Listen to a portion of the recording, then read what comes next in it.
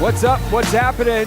What's up from CareFirst Arena specifically, where today the Mystics will open their season. I should say tonight the Mystics will open their season against the Atlanta Dream. We are live outside of section 108.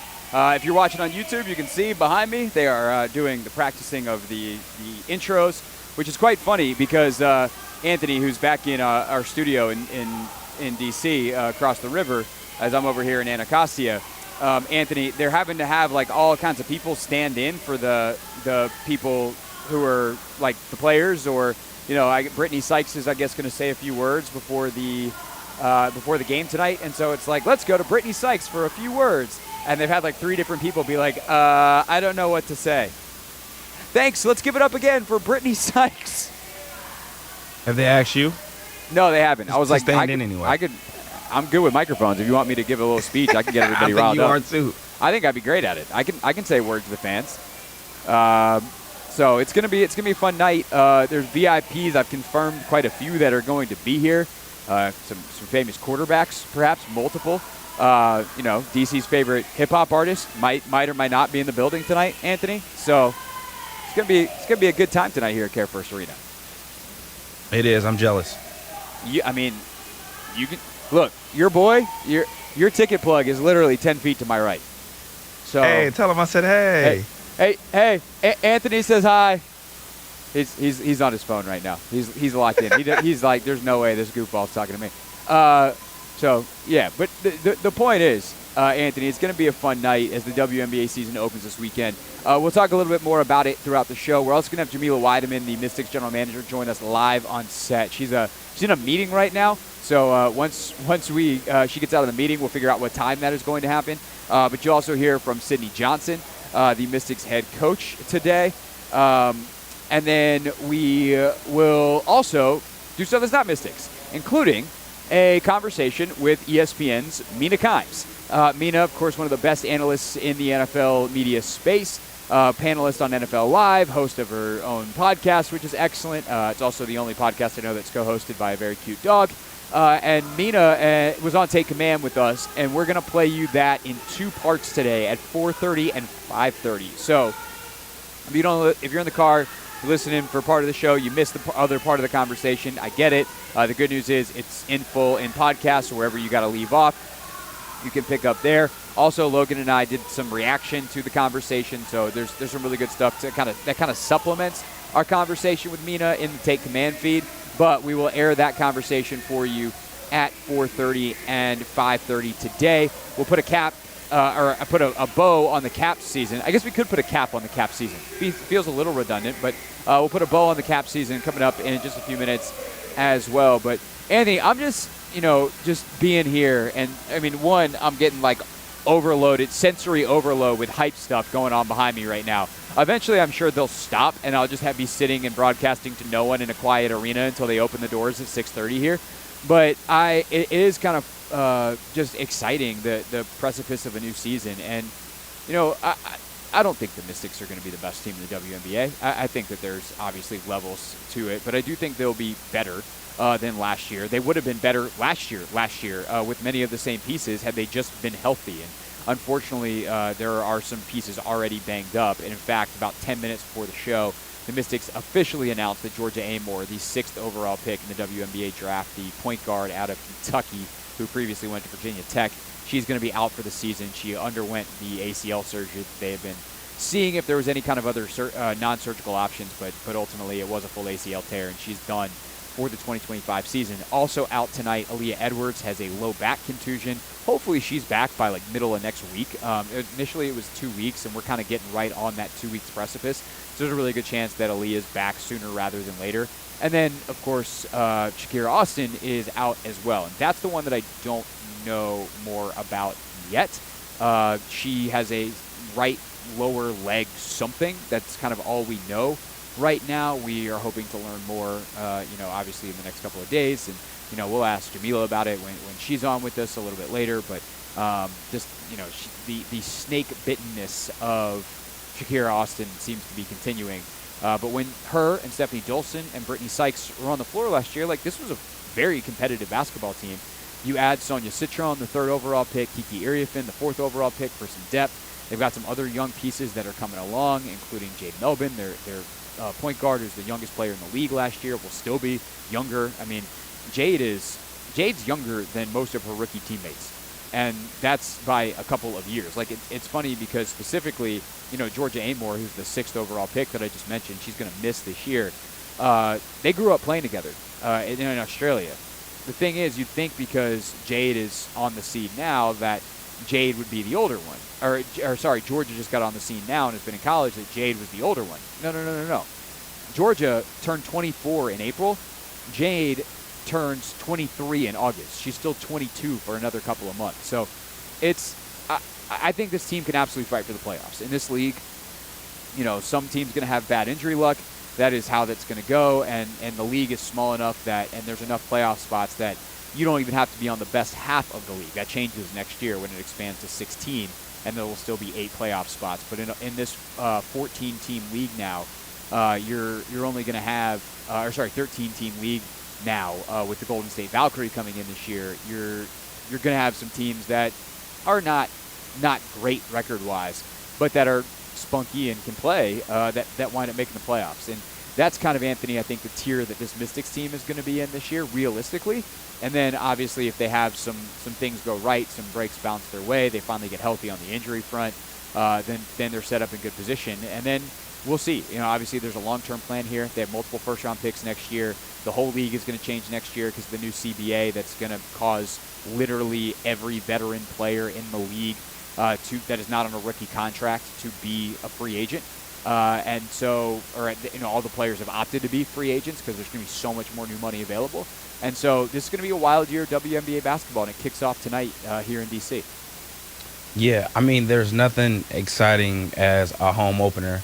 And to be honest, Craig, like, on paper, we might not look that good, but at the same token, I would rather the team go out there and prove to, people that, we are still competitive and things of that nature. Because, again, like the Commanders, we were not supposed to be good last year.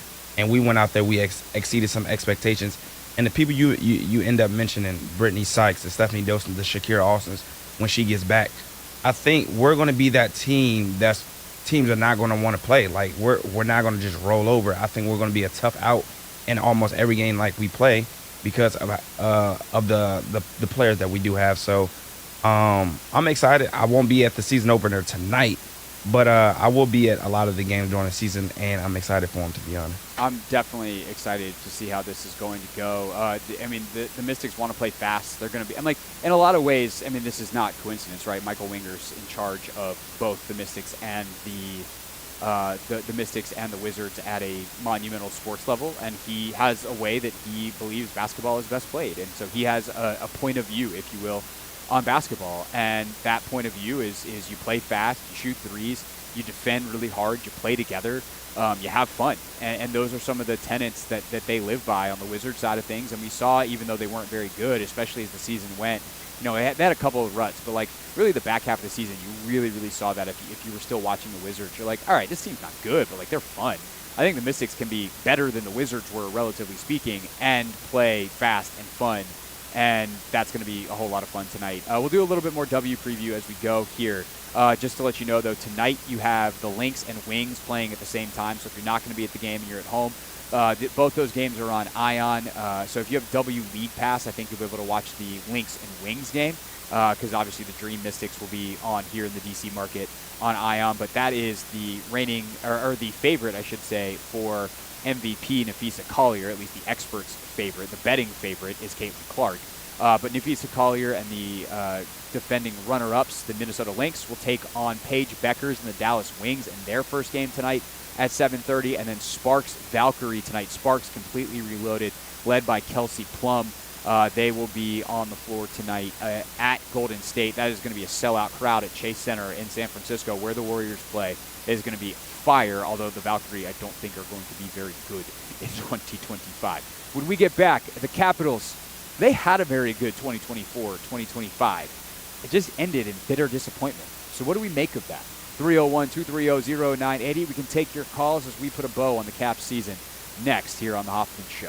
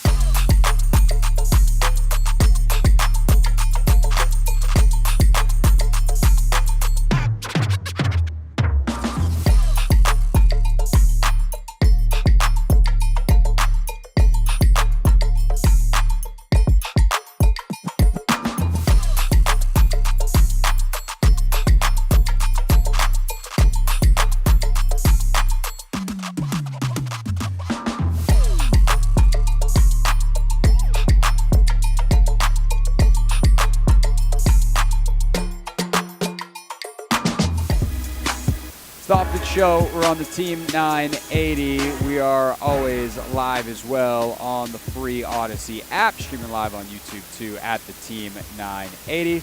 I'm live at CareFirst Arena here at, I guess at CareFirst Arena. That's kind of the whole point. At the Mystics season opener, home opener tonight. I mean, it's their season opener too. It's the first game of the WNBA season. When the ball goes up, it'll be going up the same time in Dallas, and those two games will kick off the WNBA's regular season. Anthony Haney in his usual chair back in our DC studios. And Anthony, last night there was hope.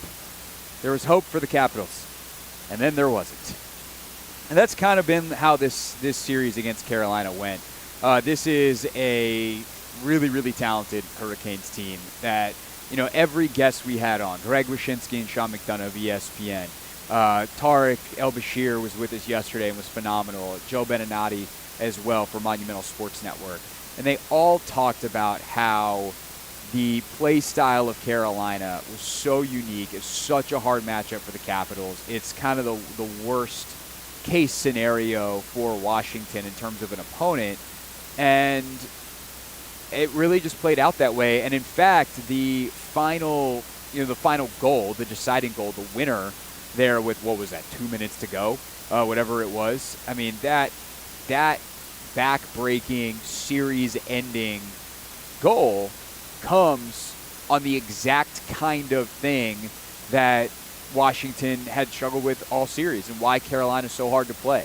They just put a zillion pucks on net, and eventually, even if your percentage stinks, 1% of a zillion is more than 3% of 10.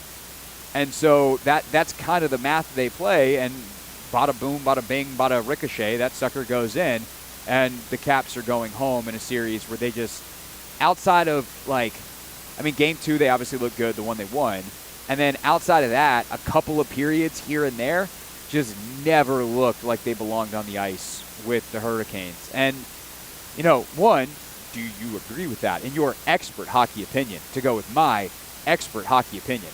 And two, what do we make of that information? Because in some ways, that's more interesting. Yeah, I mean, looking at the game yesterday, I was definitely disappointed. I mean, watching it in real time, Craig, I was struggling to even see how the puck ended up in the net. I still don't know. I'm glad you said that. They gave several replays, and I still have not seen that puck go. Not physics broken. Just like that sentence, it didn't make any sense. No. Yeah. So the fact that we lose on a goal like that, I think it just goes to the point that you were just saying, just getting shots on goal, and having high volume, and eventually one of them's going land kind of thing. And the fact we lose like that is a little upsetting, but at the same token, I gotta salute the Capitals. Again, we're not huge Capitals experts or anything, but we also didn't have high expectations for this team, or there weren't high expectations surrounding the team. So the fact that we're even in this position, I think, is a win. I think you look at the year Obi had, finishing third in the NHL in goals. He's freaking almost 40 years old. I know, and bro. He had his highest output of goals since 2010. It's pretty crazy. Yeah, pretty crazy. That part of it is per game anyway. Yeah, that part of it is outrageous, and it's not just that he had such a high output, as you said, per game, because he missed that time with a broken leg. But when you're young, you bounce back from injuries faster than when you're older. You bounce back from other things too, like not going to bed on time, even if you don't have an adult beverage. And God forbid you do, you're dead for 3 days. This man broke his leg and then played professional hockey at the highest level you can possibly play it. And he's almost 40. That doesn't make any sense in the whole world. And that's what he did.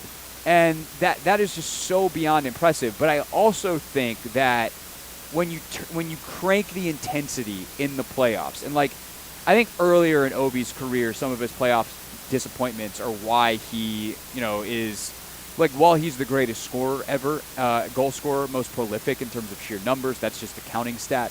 And while he certainly is one of the best goal scorers ever subjectively, I think that like hockey purists or would probably not say, certainly he's better than Gretzky, who is the greatest player ever, bar none. But I even the Crosby Ovechkin stuff over the years, like Crosby was nails in the biggest moments, time after time after time, and Ovechkin has a laundry list of times where he was not necessarily nails. But now that's expected in the playoffs because he's 39 years old. And against Carolina, I think you see that. Just like the need to rely on a 39-year-old is not where you want to be. In the same way that, like, frankly, the Warriors, like Steph Curry's still their best player, but he's 37 years old. To say, like, man, we need you to be at your best in May, that's a tall task, man. And, the Lakers with LeBron, like, LeBron's greatness comes from his consistency at this point in his career. The ability to necessarily turn it up.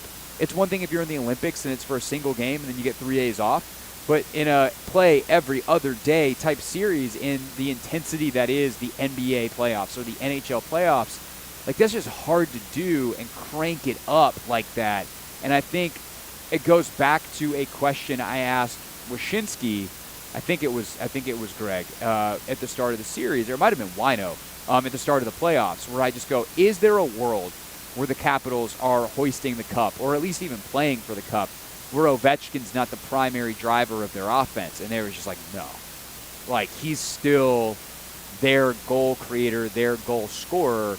And then you see when you get in a series like this where a younger Alex Ovechkin is probably crushing Carolina Hurricanes all over the ice.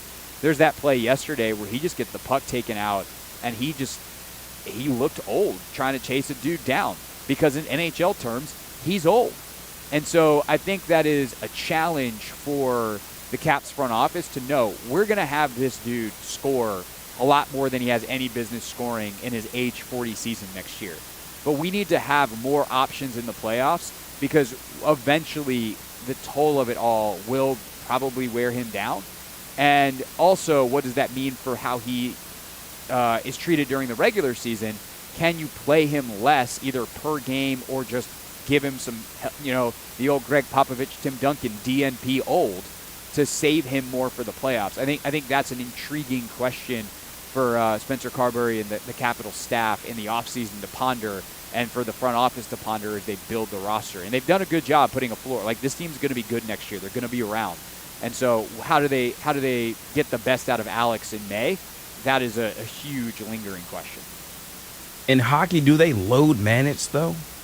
Like, is that question. A thing? I mean, I'm sure to an extent. There's got to be some. I mean, it's physical exertion. It's hard. It's different hard than running and jumping like you do in basketball. But, like, Tarek was telling us yesterday, right? There's guys that go out there and skate beautifully and still have power and grace and, agility, and then they get back on their feet and they're limping like crazy. So it's part of it's just like an energy thing, dude. Just wait. You're getting closer to 30, bro. You get on the wrong side of 30. I'm not thinking about anything, I'm just telling you, like, as a human being, you just get tired. Alex has got Obi's got kids, bro. Like that's exhausting. Existing as a human being, existing as a parent. Like, I know he's got a lot of money. He's probably got some help. His wife's doing a lot of stuff. He's still focusing on his hockey, and he'll be dad full time whenever he hangs up the skates, and they're expecting him to be back for at least one more season. He's got one more year on his contract. But it goes back to, like, the miracle of him with the leg is, like, he came back like he did, but day to day you just don't recover as fast. And so in these playoff series where it's high demand, 2 days later high demand, like, it's a lot of demand, man. I don't know how people do it, man. I don't know how they do it. A lot of massage therapists, a lot of drink a lot of water, which is something I need to do. I need to go find some. That'll help.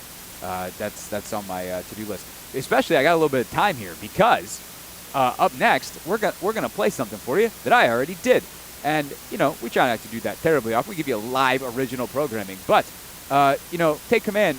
We do a pretty good job, and I want to let you guys hear from Logan because he's really smart. And then especially when we have other people on the show that are really smart, and there are a few people smarter talking about football than Mina Kimes. ESPN's Mina Kimes joined us for about almost 30 minutes yesterday on Take Command. And that came out this morning, and we're going to share part 1 of that interview with you next here on The Hoffman Show.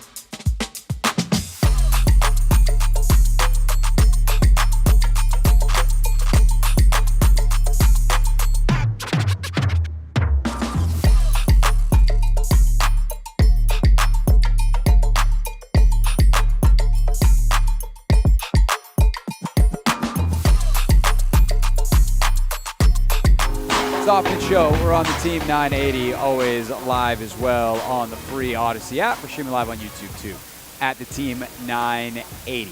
We will talk to one of the top folks in charge of the Washington Mystics coming up at 5 o'clock. So we're broadcasting live here from CareFirst Arena ahead of the home opener tonight. But coming up now, and again at 5:30, you will hear our conversation in 2 parts with ESPN's Mina. The NFL Live panelists joined us on Take Command, and we started off talking about the Commanders' offense through the lens of what we may have missed about them going into last season. Our guest today, back with us for a second straight year in the offseason, is ESPN's Mina. Of course, you can catch her on NFL Live. You can also check out her podcast, The Mina Show, featuring Lenny. Mina, I did think about trying to come up with like a dog joke off the top, Lenny style, but I didn't trust to be on your level, so I just skipped that part. We did a lot of jokes about the Commanders when the first dog was named Commander. Do you guys remember the dog who was biting the team dog. Yeah. We were team commander, even though he kept biting. Oh no, Biden's dog. Oh, sorry, Biden. Because there was also a team dog that was friendly, but then Biden had a dog named Commander who was he was just biting security guys. Yeah. Anyways, wasn't great. So that's it. We'll just go with that throwback. We've now saluted Lenny properly here off the top with Mina, but we wanted to bring Mina on to kind of ask a question and get into a fun discussion about team building, because on some level, all of us missed on the 2024 Washington Commanders. It was we thought they might be okay, they might be bad. There's this problem, there's that problem, and then all of a sudden they won 12 games, went to the NFC Championship game, and we're all scratching our heads going like, how in the world did that happen? And Logan, you and I have talked about this obviously quite a bit. I've asked everybody I can possibly ask kind of the generic version of the question I'm going to start with, Mina, which is like, what did you learn about how a team can win in the NFL by watching the 2024 Washington Commanders that has informed maybe the way you think about team building and such entering the 2025 offseason, now most of the way through the 2025 offseason? Well, I think I'll start with kind of my biggest miss on them and why I think if I had to pinpoint why I underestimated them the most and why I think they surpassed expectations, it really starts with the offensive line, which I believe you sent me like a long email about. I mean, was it not that long? But a friendly few paragraphs. Where I was, because I think when we were doing the preseason, I was like, I like Jay Daniels, like a lot of these players, but I don't know, this offensive line, I feel like could take the season before it even gets on the ground. That was my biggest concern about the team. And you pointed out, I think at the time, and this proved to be true, that they just brought in a lot of competent vets and raised the floor enough with those free agent additions. Brandon Coleman was like, well, who knew if like a third round pick was going to be semi-decent, he was. Obviously they've upgraded in multiple ways, but that gave them a level of competency that I didn't expect. And I think just the fact that they placed an emphasis on getting experience in at that position group really helped elevate the floor of the offense. The ceiling obviously was mostly because of the young quarterback, but I thought that was something when I look back on why the season turned out the way it is, that was the thing I missed the most. And I think maybe one of the biggest takeaways I have. Yeah, I think the other thing, real quick, Logan, that I mentioned in that note, was too, like the coaching schematic element of it, where Bieniemy in 23 just hung Sam Howell out to dry, and quarterbacks, we also know sacks can be such a quarterback stat, and we saw Jaden avoid some of the sack taking that he had at LSU, which I know was a concern as well. So I think that it also meshes well with what you and Kevin said on the most recent version of your show when talking about why the Eagles have been so good. They understand that, team building is done through the trenches, and obviously the Commanders prioritize that in a way that I don't think we fully appreciated until we were deeper into the season. Yeah, and I think, I don't know, I go back to because if you just looked at the paper and said personnel decisions, I think you're totally right. There's not a lot to be super excited about. You get Allegretti, who's kind of been a swing guard. Wiley was kind of a swing tackle for a while, but I do think there's the schematic element is something that I definitely underrated. And I think, seeing Cliff in a full-time offensive coordinator role, what were your takeaways from him? Because I look at what he did with the offensive line, what he did with the quarterback, and how he elevated not only Jaden, but really the entire offense. And so I think we always talk about Kyle Shanahan, Sean McVay, Andy Reid who's that can get it done. But I felt like he showed a lot of that last year in terms of elevating the personnel. Yeah, I agree. First few weeks of the season, I was just like, maybe I think literally the first 2 weeks, I was just like, yeah, here we go again. Just 2.1 average depth of target. If I remember correctly, I don't know what your guys' experience was watching those games, but I was like, oh, this is going to be good run game, an inordinate amount of screens, not really going to push the ball downfield. And then he really opened up the passing game as the year went along in a way that I thought was really impressive. Cliff Kingsbury, in Arizona, I was always surprisingly, I always felt like he deserved more credit maybe than he got for how creative and dynamic the run game was in Arizona. And that is something you certainly saw continue with this Commanders team throughout the season. So that wasn't surprising per se. But I do think, as the year went on, I know there's always talk about Cliff Kingsbury and what happens in the second half of the season. I saw tweaks with regards to the capabilities of the quarterback and then some of the personnel as they were kind of figuring out their roles that I thought were really impressive.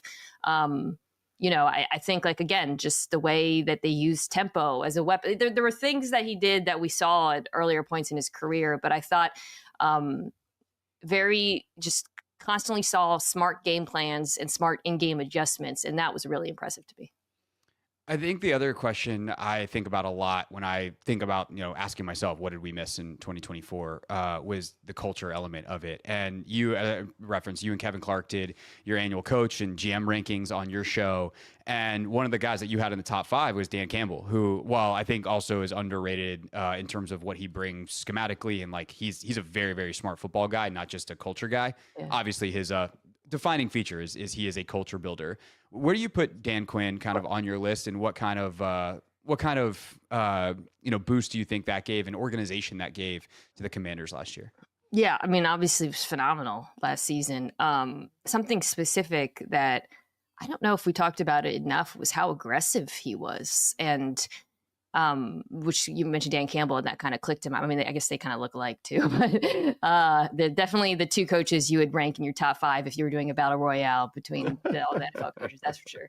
But yeah, like I think, and it wasn't like he was actually conservative in his first stint with Atlanta going back. I have to look it up, but I remember he was definitely not, for a defensive coach, on the conservative side, or like frustratingly so. And that some of that had to do with having like one of the greatest offenses in NFL history, of course.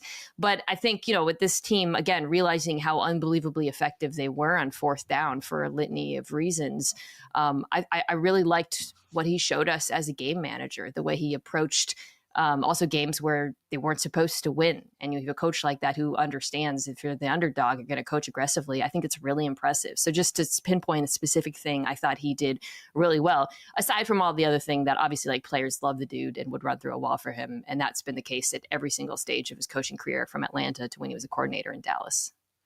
And that's something that I'm glad you brought up, because I think it's something that I think about with the team last year in terms of missing.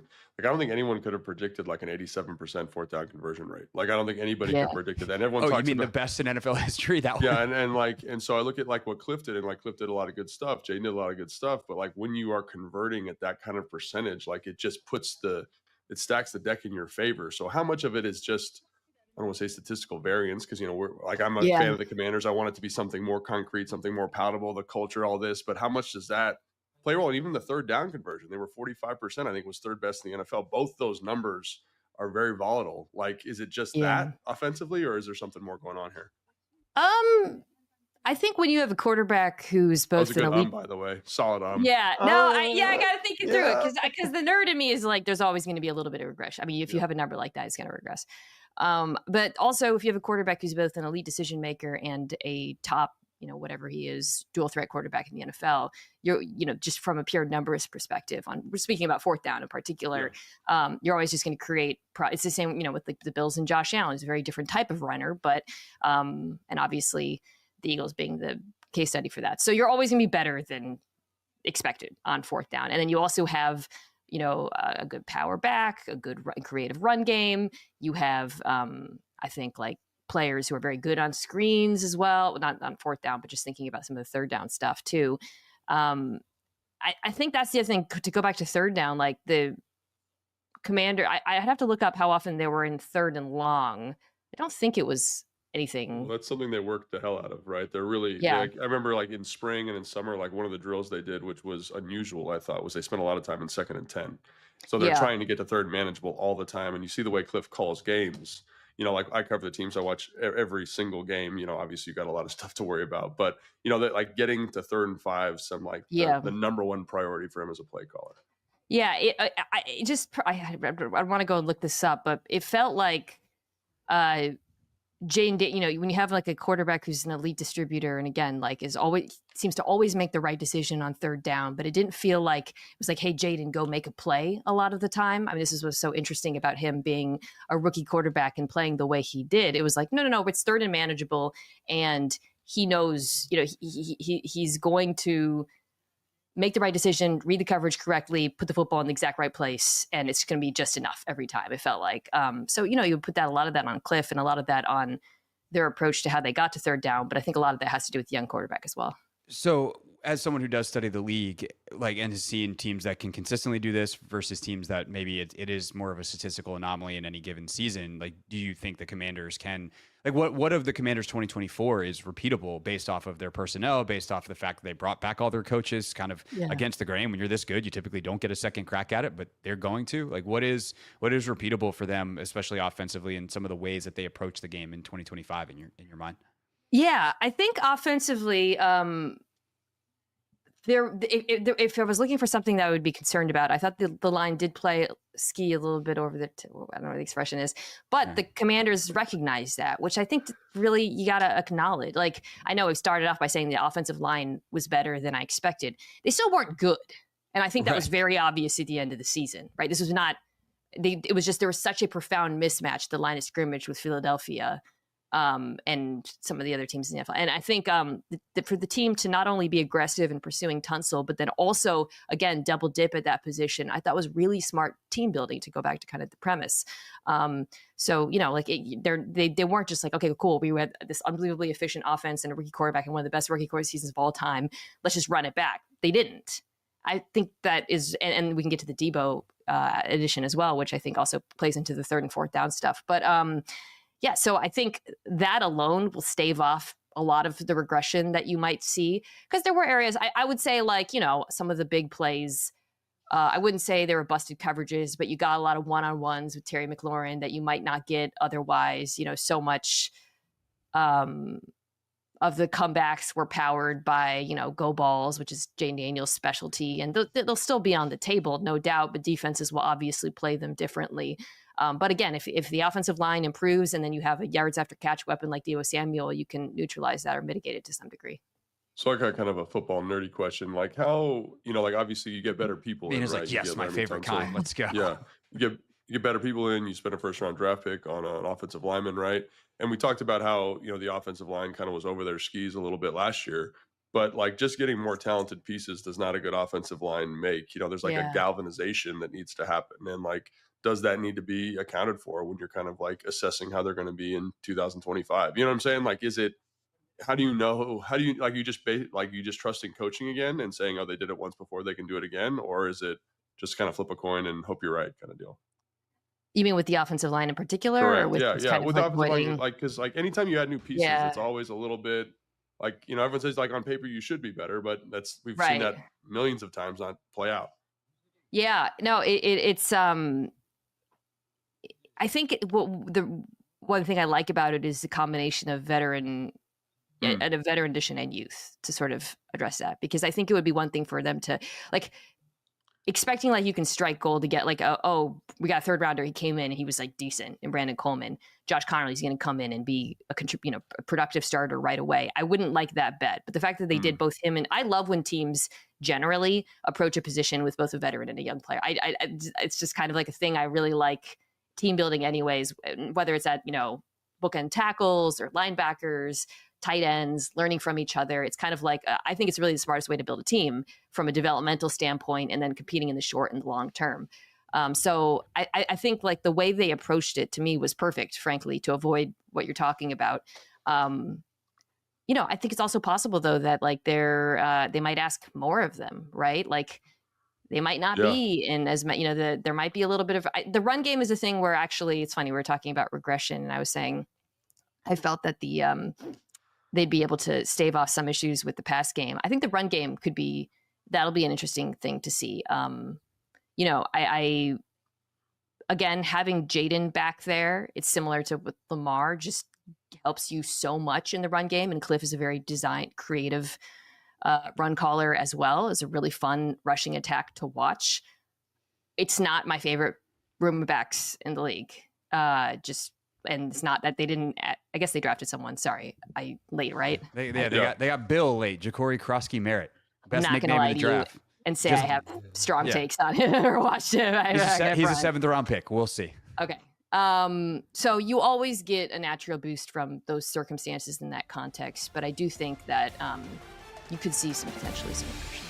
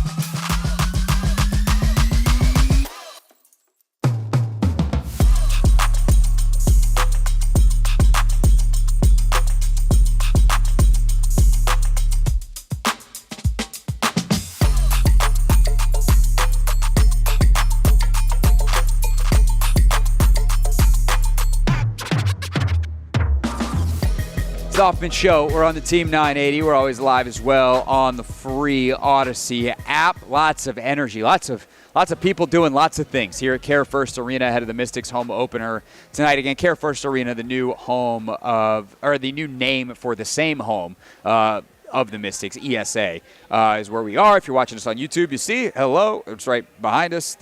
We're outside section 108. The floor is down there. That's a wall. Outside the section. Okay, Anthony, we just heard from Mina Kimes, and I thought it was really interesting, not just in the conversation with Mina, but the conversation that I had with Logan following that, which folks can hear in the Take Command feed. And again, part 2 of our conversation with Mina is coming up at 5:30. But the idea of the Commanders' offensive line being seen by the organization as something that still needed to be improved, even though they made do in 2025 or in 2024. Going into the offseason of 25, the aggressiveness with which they acquired Laramie Tunsil, with which they used their first-round pick. But we just assume that it's going to be better. And I do think, this is one of the key, I wouldn't say concerns. I'm not worried, but I'm not worried because I trust the staff. But it is one of the key initiatives. I'll use that word. That was very business, big business of me. Key initiatives in 2025 for the Commanders is to first identify the best positions for Connerly, for Brandon Coleman, which I think people hope are left guard and right tackle. Left guard for Coleman, right tackle for Connerly. But then of the other dudes, of Urbig, Wiley, Allegretti, who's playing that right guard spot, and then getting some cohesion so that group can play at a really high level in front of Jaden in 2025. Yeah, and I think even when you look around the NFL, even if you just look at the Super Bowl, you have to have a good offensive line. And, 1 year you can do just enough to get by. And I think we saw that with the Chiefs where they were able to get by year after year because of Patrick Mahomes being a magician and, being able to extend plays with his legs. But at some point it was going to catch up to them. And it caught up to them in the Super Bowl when they faced that Eagles defensive front. So I think addressing the offensive line as we've done, I think they just see how important it is to have, good offensive linemen in the trenches and just being able to win the trenches battle in general. Yeah, definitely. And I thought there was a great moment on Mina's most recent podcast. It's her and it's Kevin Clark.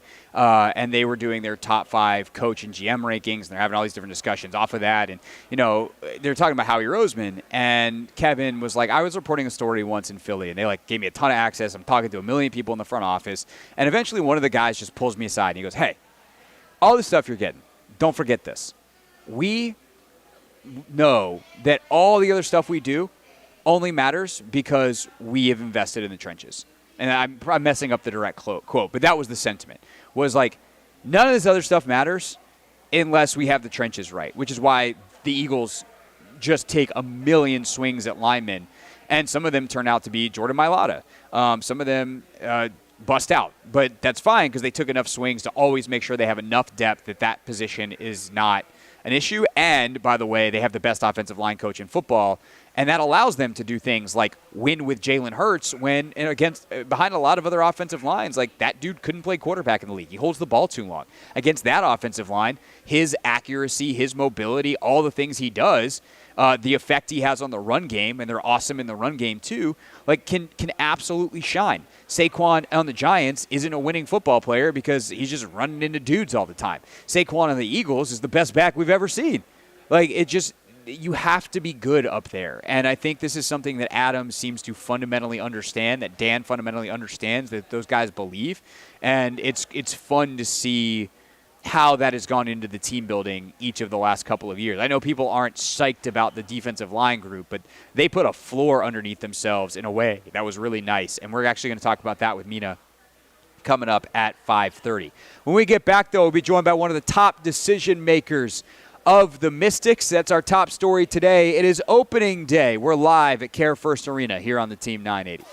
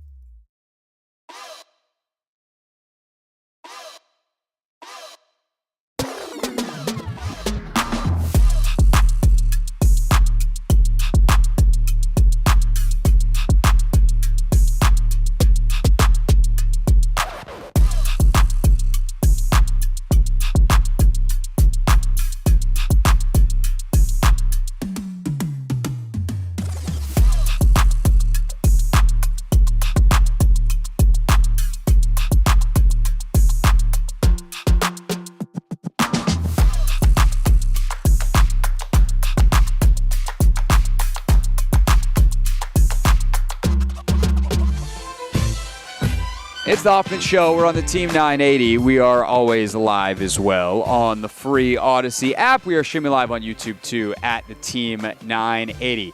So eventually, I believe we're going to be joined by Jamila Wideman, the Mystics general manager. We are also going to let you hear at some point during the show today from Sydney Johnson, the head coach of the Mystics, from our Media Day interview. But, and that's what we were going to do here. We're going to let you hear from Sydney, and Jamila is going to join us later. But we just got breaking news in the break, and since we have that interview with Sydney from Media Day, we can put it somewhere else in the show and still let you hear it. So if you were really jazzed up for that, I apologize. But it is not very common that we get fairly significant breaking NFL news on a Friday at 5 o'clock in the middle of May. I guess it's only 2 o'clock Pacific time, so I guess that's a little more whatever. The point is that Brock Purdy just signed a big old contract. He and the 49ers, according to ESPN's Adam Schefter, are finalizing a 5-year, $265 million contract. 5 years, $265. Now, of course, the devil on these contracts is always in the details, Anthony. So if you happen to see any more details on this contract, by all means, holler and shout. But on the baseline, he is 5 for 265. That puts him in the Jared Goff price bracket. Tua Tagovailoa gets slightly more. And then the quarterbacks that make more per year based off of their total number, right? And this is the number that agents love to put out there. So this is what it is. Dak Prescott's making 60. Burrow's making 55. Josh Allen's making 55. Jordan Love, 55. Trevor Lawrence, 55. Tua, 53.1. Purdy, 53. Jared Goff, 53. Of course, actual cash, all that kind of stuff, I can get you a little bit or some more numbers in a second. But if you tell me that Brock Purdy is making the same amount as Jared Goff, Anthony, I tell you that's the right contract for Brock Purdy. That's my initial. Haven't thought about it for more than these words have been coming out of my mouth because this happened 30 seconds before we came out of commercial break. That's my initial thought. I think that's the right bracket, to be honest. And Tom Pelissero actually just tweeted out as well. He gets $181 million in total guarantees, including $165.05, which is a lot of money, in the first 3 new years of a new deal that runs through 2030. So that brother got paid. But I think him getting paid in the same bracket as Jared Goff, you can even say Tua Tagovailoa as well. I think it's perfect. The teams that they have around them, I think, allow them to, go out there and be productive. Last year he wasn't as productive because a lot of his weapons were hurt. But years that, he had the full cavalry, Kittle, Debo, McCaffrey, Ayuk, he went out there and he produced. So I think they're going to just, continue to build that offense and allow him to be productive based off the weaponry that he has around him. But, I think this is the perfect amount of money for him to be getting and the perfect group of people to be around. So a couple of things, some number cleanup as we continue to get more information, and then some more thoughts on what you just said, which I thought was really smart. In terms of total guaranteed money, he will slot in at 8th if 180 was, Pelissero say, 81 or 83. 181 in total guarantees. 81. 165 in the first 3 years. So that's ultimately like a 4-year deal by the time you get done with it. At 3.5, you can move on in the 4th year if you want to, but it's gonna cost you some cap space or some dead money is how that's going. If it's 165 through the 3 fully guaranteed and then 181 total, that's the discrepancy there. So Allen he signed this offseason, 250 total guaranteed. That's the largest by a lot. $19 million more than Dak Prescott. Prescott, 231. Watson, 230. Burrow, 219 and change. Herbert, 218 and change. Trevor Lawrence, 200 even. Lamar Jackson, 185. And then Jalen Hurts at 179 when he signed his deal. So that puts him below Lamar, above Jalen, and this is where it gets funky, right? Because It just depends on, the different numbers, how they hit. Mahomes is down at 141, but his is also a significantly longer deal that's going to get restructured, and he's going to get more guarantees along the way, and the math gets a little bit funky. But that feels like, considering the chronology here and the level, that feels about right. Not that he's making more than Jalen Hurts. And again, if you're just joining us, Brock Purdy has agreed to a $265 million deal over 5 years with the San Francisco 49ers. But if you take the fact that Jalen's was a couple of years ago, and Brock just signed his 5 minutes ago, or they're finalizing, I don't even know if it's signed yet. It's probably not signed yet. Then that makes sense. And the thing about Purdy is he is not a win because of quarterback. He is the highest end version of a win with quarterback, right? So to me, those are the levels, right? You have a win with or a win because of quarterback. Those are guys like Jaden Daniels. We're going to win because we've got you. That's Lamar. That's Burrow. That's Mahomes. That's Jaden. That's Josh Allen. That is, the lower end of that tier is a guy like Prescott, where you look at him and you're like, a lot of folks listening might not really like Dak Prescott, but the Cowboys won 12 games 3 straight years because Dak Prescott was really good and Dan Quinn had their defense cooking. And you saw last year without Prescott how hard that hit, and then obviously their defense wasn't as good without DQ. So there's kind of that level. Stafford is right on the back end of the win because of guys at this point in his career.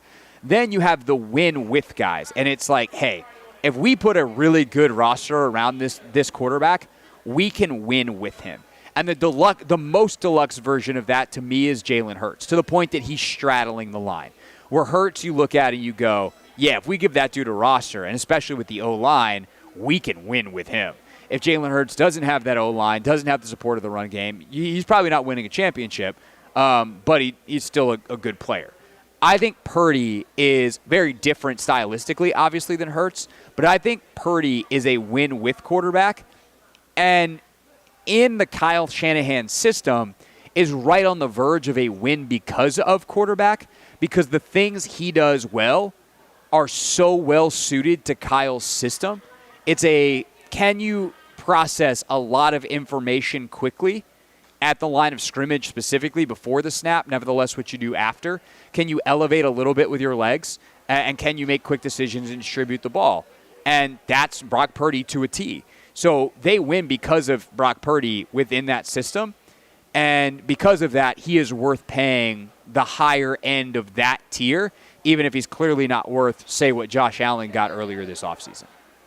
Yeah, I definitely didn't think, he was going to get Josh Allen or, Joe Burrow kind of money. Again, those are guys you win because of. Those are the guys that can elevate an offense despite, who's around them, to be honest. Josh Allen, the fact he made Gabe Davis who he was and got him his money, and now he's off the team, tells you pretty much what Josh Allen can do for an offense. But, yeah, going back to Purdy, I think he fits that system, and I'm not sure if would you say the system is sort of kind of what makes Purdy, or Purdy just fitting in that system is what makes him kind of? It's a great question. I'm going to take the break to ponder it. We'll talk more football when we get back. Again, we're live at CareFirst Arena. We got plenty of Mystics coverage as we get closer to the game tonight. 7:30 tip-off here, but I will answer Anthony's question about Brock Purdy next here on the Team 980.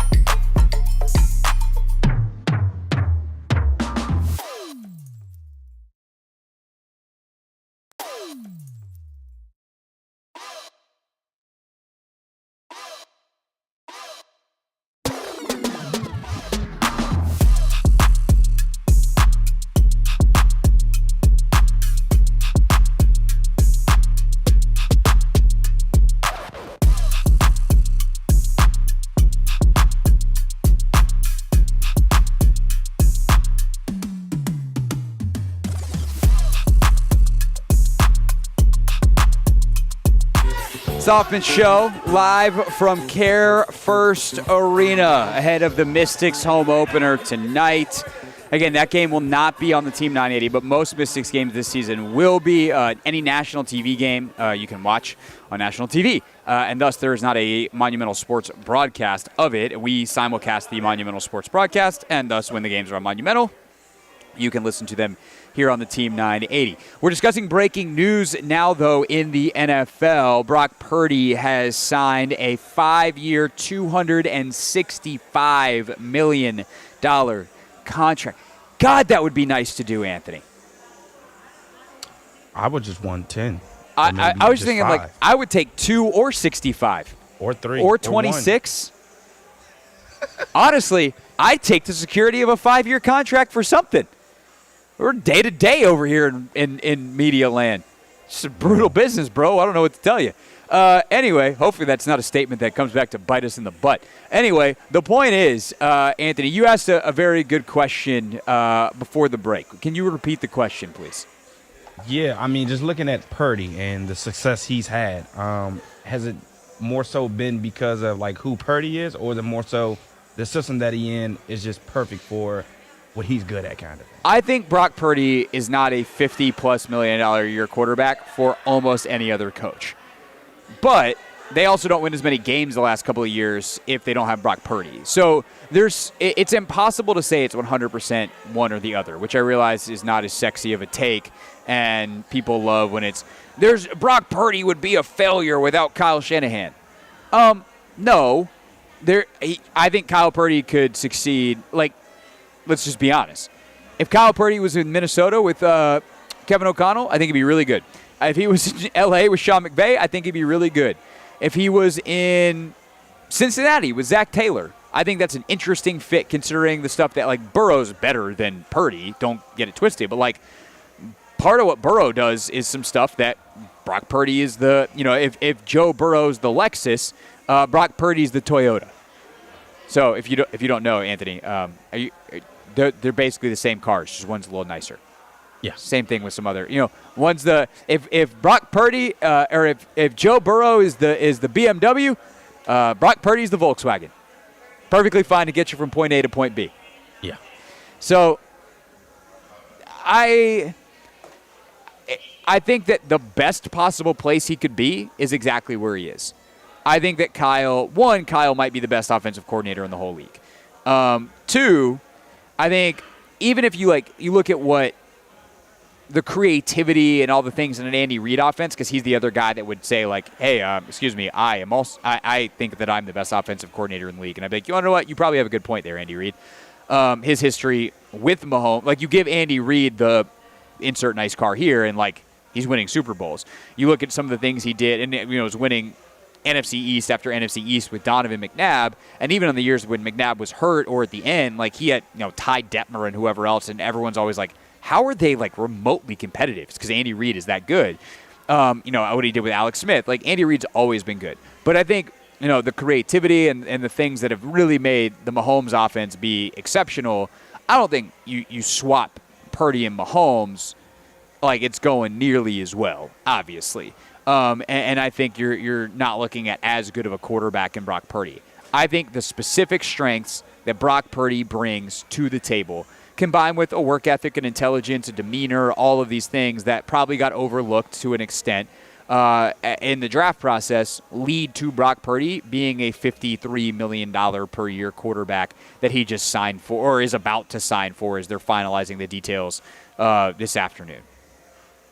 Well, yeah, I mean, I agree with everything you said. I think just even looking at their current roster and, who left and whether or not Kittle's going to get his extension, so he also has to get paid. But they lose Debo. Ayuk's coming back off an injury. McCaffrey also injured most of last season. I think it's going to be interesting to see how their offense looks this year, especially because they took a lot of defensive players in this year's draft as opposed to, elevating that offense. So he got paid. Now I think he's going to, still have to do what he did last year. But also I think there's going to be a little bit more responsibility on his shoulders because he's no longer Mr. Irrelevant. He's, all right, Brock Purdy, 5-year, $265 QB man. Well, and narrative-wise, there's no doubt that's true, right? But there's also just a logistics element to that of like, hey, bro, you used to cost a ham sandwich, and now you cost, $53 million. He was he was the best bargain in the league, bar none. And we'll see how they structure the contract and how long until he's got an enormous cap hit, but like eventually it's coming.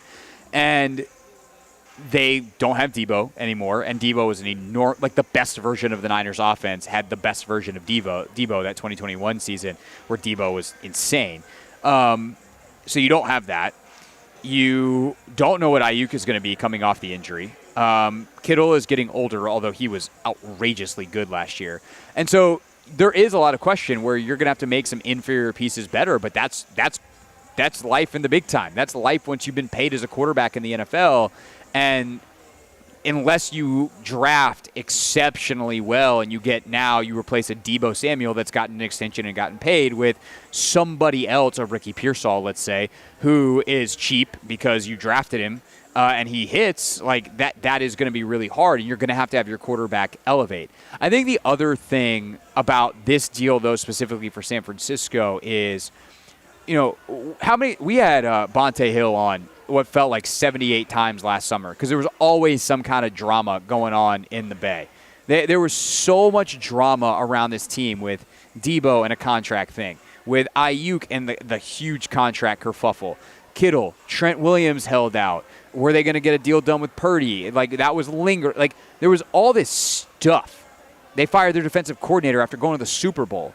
Now, this is an organization that feels much more settled. They figured out the Debo thing, even though it wound up being trading him to here. They signed Purdy in May. Robert Saleh's back as the defensive coordinator, which should settle some nerves on that side of the ball. Ayuk got paid. Now you just got to see if he's going to be back. And, Trent Williams was paid as well last year, and I'm assuming is not going to hold out again. So there's just so much less drama around for the 49ers this year. And I think that's something that really does have some value. And maybe it's a game or two, but there's only 17 of them. And it is the kind of thing that I think if it's not going well, it can snowball. And not having that be a possibility, where I look at a team like the Bengals, who felt like they had a snowball and a terrible start, and they almost fought back and made the playoffs, but they were so determined this year not to have drama, and then now they're goofing up Trey Hendrickson. And Trey Hendrickson is like, I'm not having it, and held his own press conference on the side of the field the other day. Showed up to an OTA in a golf shirt and was like, hey, I want to talk to the press. And the Bengals PR department is like, I guess after practice?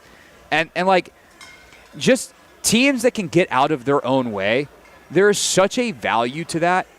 And I think some teams try to play hardball and emulate the old Belichick way, but Belichick was an alien, which I think we are learning more and more each day to be true. That dude lives on his own bleeping planet. But Belichick's ability to just not have stuff infiltrate his team, he basically brainwashed his players every year. And Brady was right there being like, I'm ready, coach, put me in.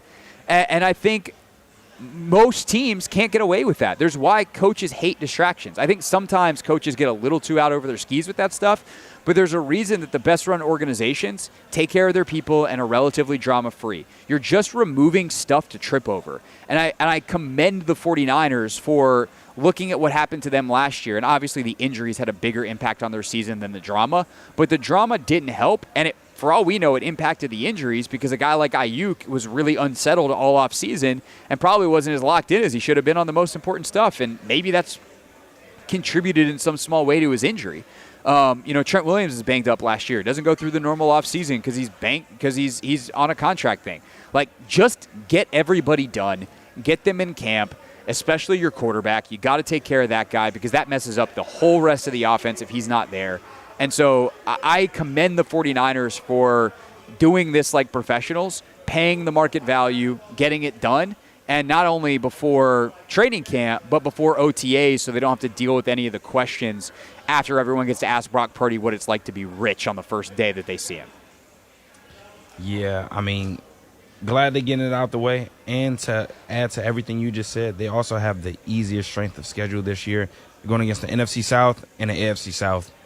So I think this season, they can definitely, get away with some stuff and, make a push to the playoffs. given their schedule kind of thing. Yeah, and we'll see how good Arizona is, but that division is potentially tough. Darnold, we'll see what he is, but the Seahawks, defensively are going to be really tough. The Rams are the Rams, and can Kyle get that team back now that they've got Purdy locked in? They certainly have a really excellent chance. Again, the breaking news just a little bit ago, Brock Purdy, 5 years, $265 million for the San Francisco 49ers. So that is probably the biggest contract that will get done this offseason. That was still remaining to be done. But it is also extension season. The Commanders have been working with Terry McLaurin. You got to wonder if that's going to get done soon, or is that more of a summer training camp thing? Don't want to let that go into training camp. That's one that doesn't necessarily have to be done before OTAs, but would be nice to. So that's the thing to watch for on the Commanders front. And there's obviously the Trey Hendrickson story that is very much bubbling in Cincinnati to keep an eye on as well. All right, when we get back, either Jamila Wideman is going to join us live on set here on the Team 980, the Mystics general manager, or you will hear our interview with Sidney Johnson, the Mystics head coach, from Media Day.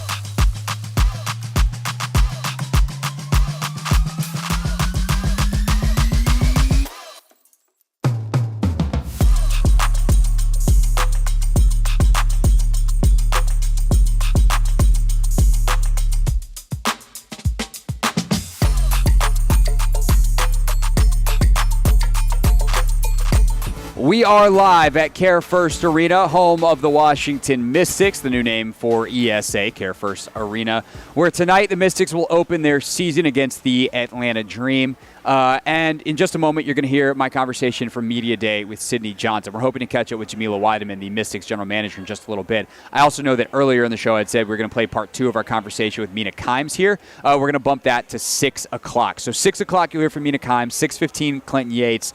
But right now, my chat with Sydney Johnson, the new head coach for the Mystics from Media Day. One note, this is from Media Day. So at one point, we're going to talk about the point guard position, and Georgia Amore's name is going to come up because the hope was that she was going to be as the 6th overall pick, quickly winning that job as a starting point guard. The Mystics announced today that the ACL injury that she suffered literally the day after this interview is indeed a season ender, and she had surgery successful to repair her torn ACL, but did want to note that before the interview begins, which is right now. It's basketball. Like, I understand that we're getting paid, and I understand that there's an expectation, but coming into the gym and being able to play, just play and compete, I just think it's a blessing. Mystics Media Day 2025. Head coach Sydney Johnson is with us. How things been going since you got the job, sir? It's a lot, man. It's a lot. Like draft preparation was really, really intense and focused, and loved it, but a lot of work, and I thought it went really, really well for us. So excited about that. Obviously getting ready for training camp. Hiring a new staff, which obviously, we rounded that out and feel really good about where we are with that. And then making sure our players get in, one piece and healthy and ready to roll. What is the thing that you've had to do so far that you were most unprepared for coming into it? Where you're like, whoa, okay, let me get up to speed on this and then hit the ground running. This stuff right here. Really? I mean, not from the standpoint of not uncomfortable with it or anything like that, but just, people are paying attention. People want to be a part of it. They want to know what's going on with the team and the preparation and style of play. And sometimes it's new questions, sometimes it's the same question.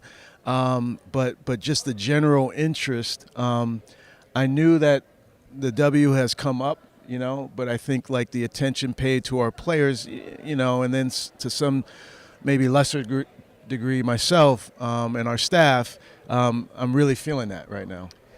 You mentioned the play style people want to know, so let's get into it. When you think about your core philosophy as a basketball coach and how you're the speech that you at this point I would have guessed you already gave yesterday of here's kind of our expectation for the season. Here's who we want to be. Yeah. Who do you want to be? Yeah. Good question. I mean, there's who we want to be. There's our daily habits, and I kind of look at it, in those two buckets, if you will, and. And so, who we want to be, we want to play fast. We've identified that. We want to share the basketball. We do want to put an emphasis on the modern game in terms of making threes and getting to the rim, having some diversity there. Defensively, disruptive, trying to take certain things away from people. Obviously, they're high usage players, easy buckets, things of that nature. And then there are habits of just kind of playing hard and doing all that, getting better, day in and day out, not taking that for granted, communicating directly with each other, both coach to player, but players to players, you know what I mean? And then there's a bit of humility there that you have to have in order to come together as a group. Slim and Steph, they embody that as well as anybody on our team. And frankly, that habit there is inspired by them. So having those habits and then that style of play and trying to merge that day in and day out over 44 games, which is a challenge. It's a real challenge, but that's what that's what we're asking of ourselves.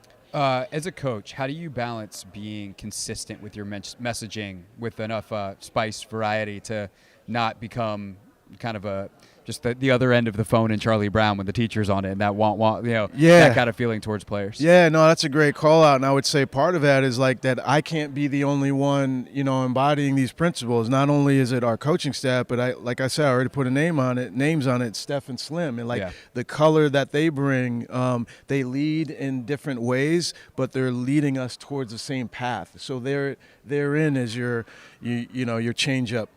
your mix-up, where it might sound differently from Steph, it might sound differently from me, it might sound differently from Slim, but we're pretty much echoing the same principles. That's the hope and pray. But that's where, you don't feel like you'll run up as much in terms of them tuning you out, because it's coming from, a few different credible voices.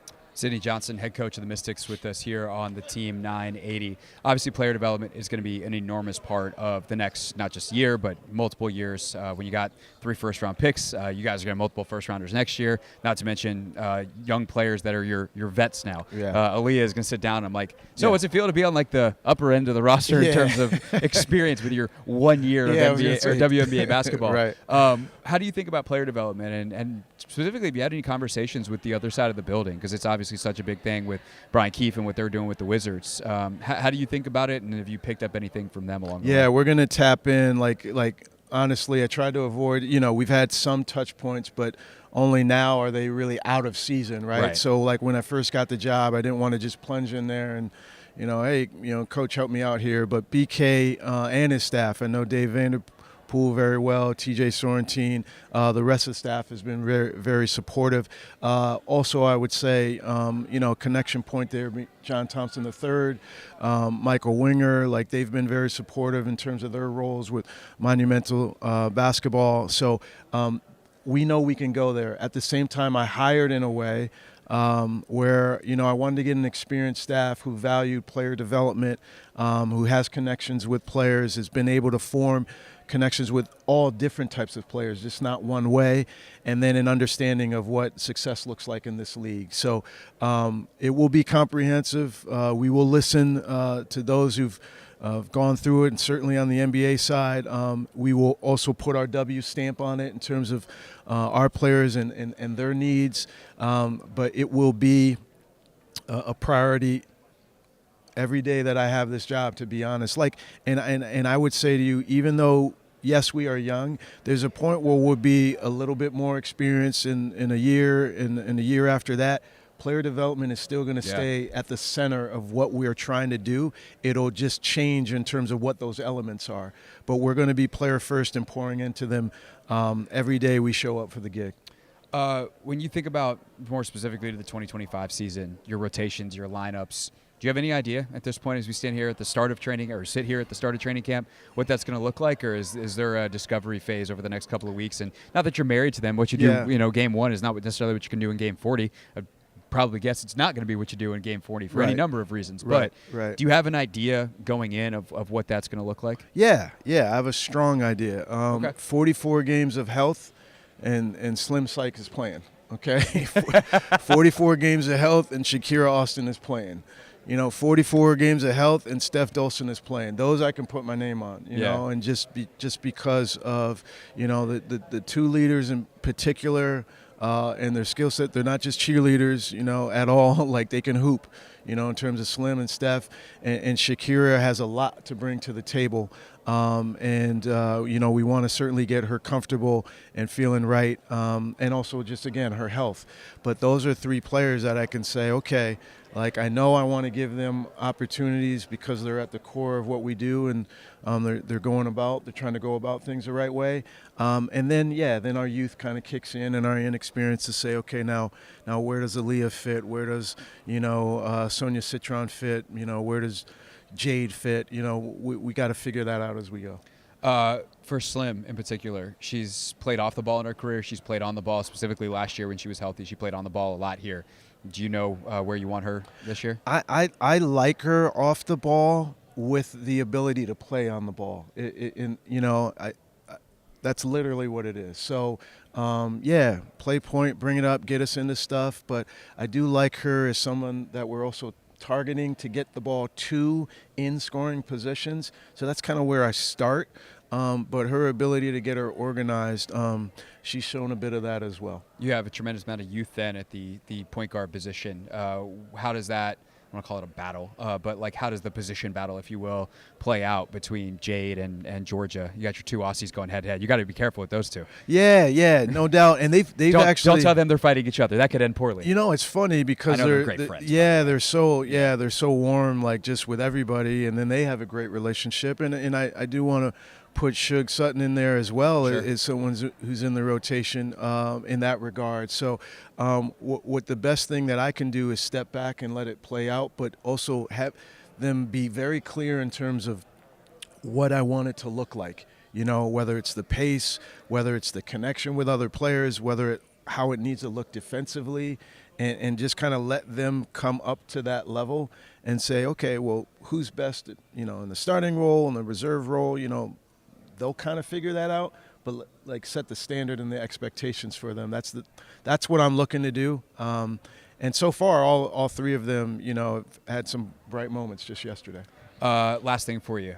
Joy, I know, is a tenet of Monumental basketball. These seasons are long. They're hard. How do you keep the joy in this group? I mean, it's easy, man. It's basketball. I understand that we're getting paid, and I understand that there's an expectation. I understand that fans are, they wear it, on their sleeve. I get all of it. But coming into the gym and being able to play and compete, I just think it's a blessing. It's an absolute blessing, and that is true even if you lost, the night before. I know it's a little bit harder, but summing it up, there's a new game that's going to be played. That, let's put some time on the clock and let's get some bump. And I'm never going to lose that. I feel like I can lean on Slim and Steph to hold to that. We got to help each other out. I get it. Sometimes there's some lulls. But if you start with understanding that this is a blessing just off the top, and try to connect to that on the daily, I think that your joy will ring through. Sidney Johnson, head coach of the Mystics, with us here on the Team 980. Of course, listen to the Mystics all season long here on the station. Coach, good to see you. Thank you. Thank you. Appreciate it.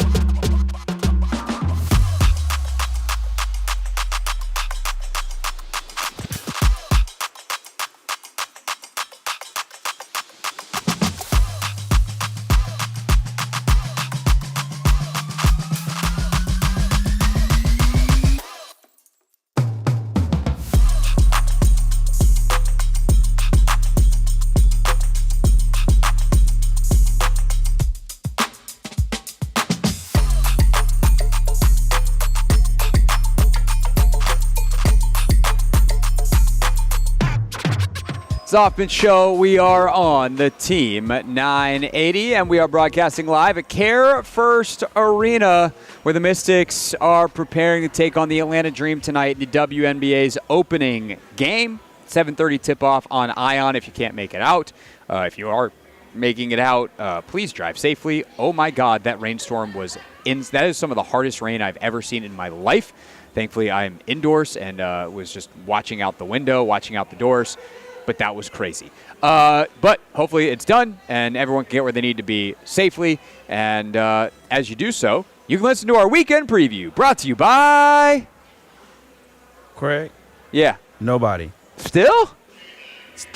Sadly. Damn. All right. Well, we're going to do it anyway. Mina Kimes coming up at 6 o'clock. So stay tuned, and you'll hear Mina on the Commanders' defense and how concerned is she about it coming up at 6 p.m. However, right now we look ahead to the weekend. Nats and O's, Anthony. Pop quiz, because we know so much baseball around here.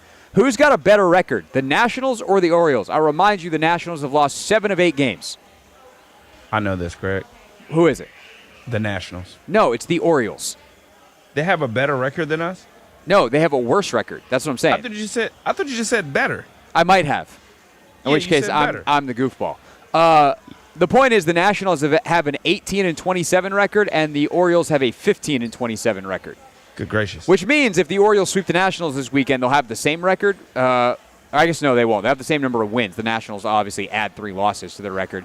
So they played less games is the point, or is the other point. But yeah, the Orioles have had a rough season. Nationals, a lot of it goes back to some of the same issues. I'm not going to pretend like I know what's going on, but the O's have clearly, after last year's magical run, not had similar results here in 2025. Not good. For those listening on the radio, Anthony did my favorite thing, which is vigorously shake his head no and pretend that people could see him, because this is, while we are streaming on YouTube, a radio show. Yeah, not good. Not good. Kind of like those 2 baseball teams. All right, elsewhere, obviously the NBA games. We'll talk about those here in a second. Other local things this weekend, you have the Mystics tonight, as we are here at CareFirst. We have the Spirit hosting Utah tomorrow. Utah is a funky team. They've had a really bizarrely bad start to their season, but they're very talented. And actually, Anthony, good news on the Spirit front. More reinforcements are coming. Obviously, we're still waiting to hear what is going on with Trinity Rodman and her back and the long-termness of that. But one of their other Olympians is finally back. Hal Hirschfeld is good to go. I actually talked with Hal earlier today. Delightful conversation. If you want to check that out tomorrow, it's up on my YouTube page at Hoffman W Sports or in the Hoffman W Sports podcast feed. But Hal Hirschfeld back, ready to go. Hal and I were pissed. We were ready to break some news, Anthony, in this interview. And right before Jonah Heraldez, their coach, had his press conference, and someone asked about Hal, and he was just like, she's back, Michael Jordan style. She's back. And I was like, dang, Hal, stole our thunder. Dang, yeah, that's messed up. Yeah, she wanted to break her own news. That is messed up, man. Come on, Jonah. Dude's been on a 2-game red card suspension. Comes back and doing his job now. Gets 2 games? Good gracious. Yeah, he must have said something real bad to the officials. He was not happy at the end of that Gotham game a couple of weeks ago. Neither was anybody else. They were getting their butts kicked and it was getting rained on. But whatever he did got him a red card and an additional game suspension. But he's back. Hal's back. Corey Bethune is back. I think some Lacey Santos is back. So Spirit is close to full strength as they've been all year as they take the field at Audi tomorrow night. NHL obviously continuing this weekend without the Capitals. Late series games for a couple of those series. Starting tonight, Anthony, as the Maple Leafs and Panthers play Game 6 in Florida.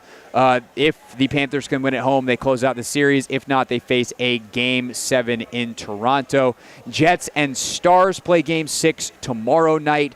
Dallas on the verge of winning in 6 there. And then Sunday, Game 7, if necessary, Panthers and Maple Leafs. Speaking of Game 7, if necessary, there will be 1 in the NBA this weekend. There could be 2.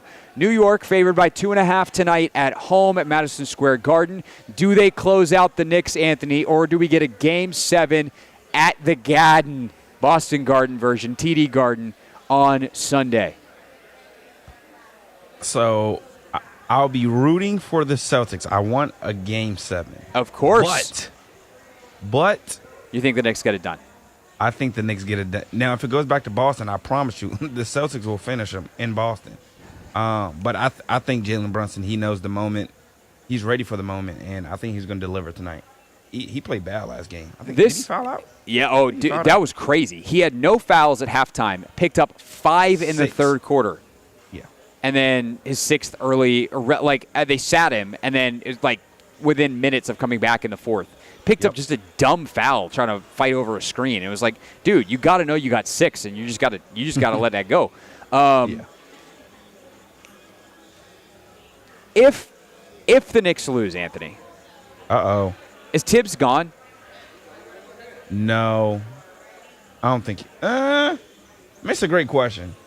Knowing the New York fan base and they're gonna want his head on a platter. That I know. They're gonna want him gone. But like at some point, how many the roster? Unless you're just like, hey, this is year 1 with this group with Mikal Bridges, we're gonna run it back, which I think is reasonable. I definitely wonder if they look at their roster and go, what could we get out of this roster with a different coach?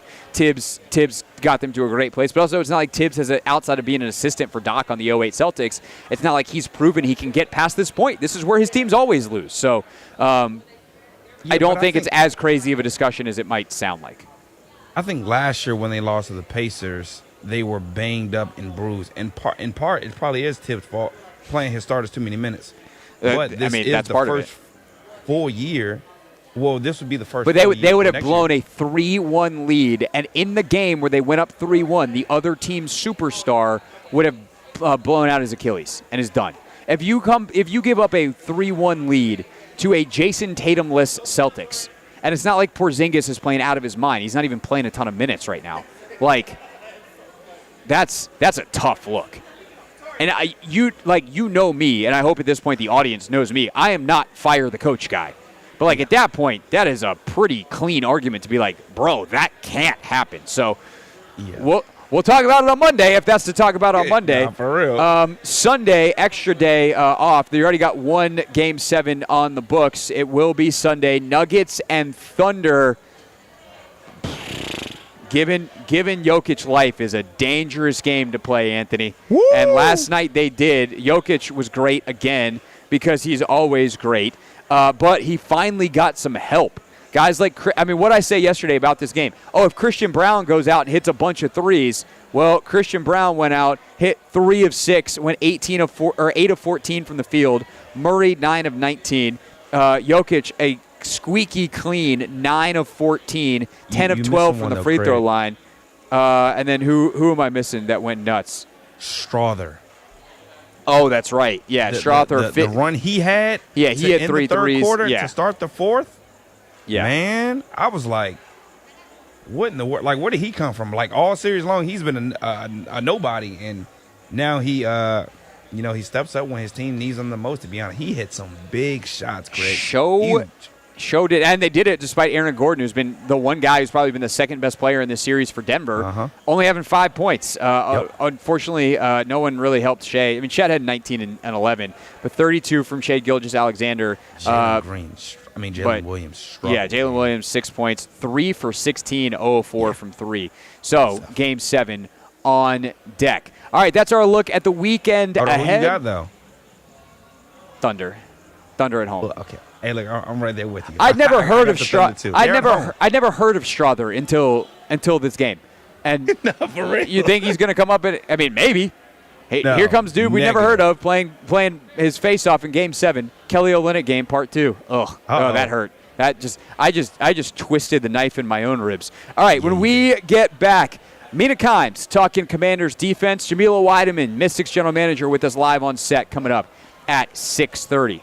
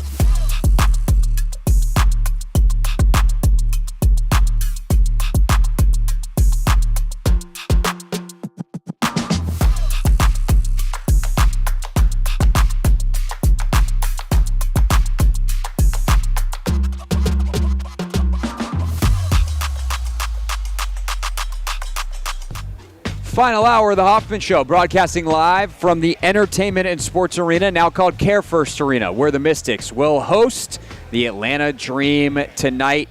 That's actually, if I look over my shoulder, 81 minutes till tip-off. The 90-minute clock is running here at CareFirst Arena, and we are pretty pumped to be here ahead of the Mystics opener tonight. Jamila Wideman, their general manager, scheduled to join us coming up at 6:30. Right now, though, part 2 of our conversation with Mina Kimes from Take Command. If you missed part 1, go to Take Command. The full conversation is there, and we will you'll also be able to hear Logan and I's reaction to the conversation and some schedule thoughts. But without further ado, picking up, we talked offense first, then got into the defense with Mina. So here is part 2 of our conversation. I think, we've spent 15 minutes talking about the offense, and we're pretty sure the offense, even if it regresses and it's the 10th best offense, like, okay, cool, you have a top 10 offense. If it gets better and it's top 5 offense, like, cool, we're partying.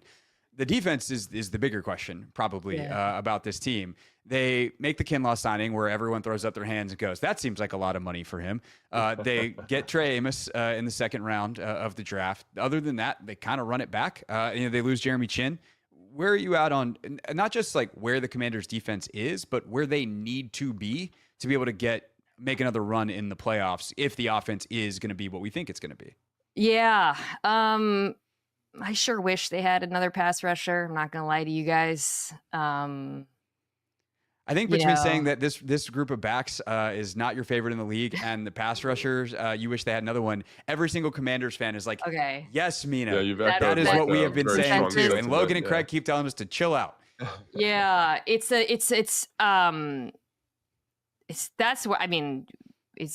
like the defense in some ways is more of a candidate for, and to say they're a candidate for regression, well, they weren't great last year, but I actually had some pretty good games down the stretch. And I do struggle to find a lot of improvement. First of all, I really like Trey Amos. He was one of my favorite. I talked about him a lot ahead of the draft, and I actually didn't see that pick when it happened in real time. And I think he's like a perfect scheme fit for Quinn and Joe Witt, and I love that they can move Mikey back inside. So on the back end, I actually think even with Chin gone, you might see some improvement, especially if Lattimore, again, further removed to his injury, plays. I think he will be better than he was for the Commanders last year.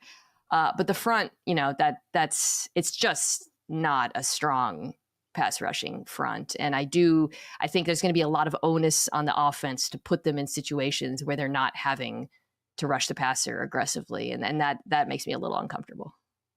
Well, I do think this is an interesting kind of philosophical point about but I do think that they brought in a bunch of guys who make them better on first and second down.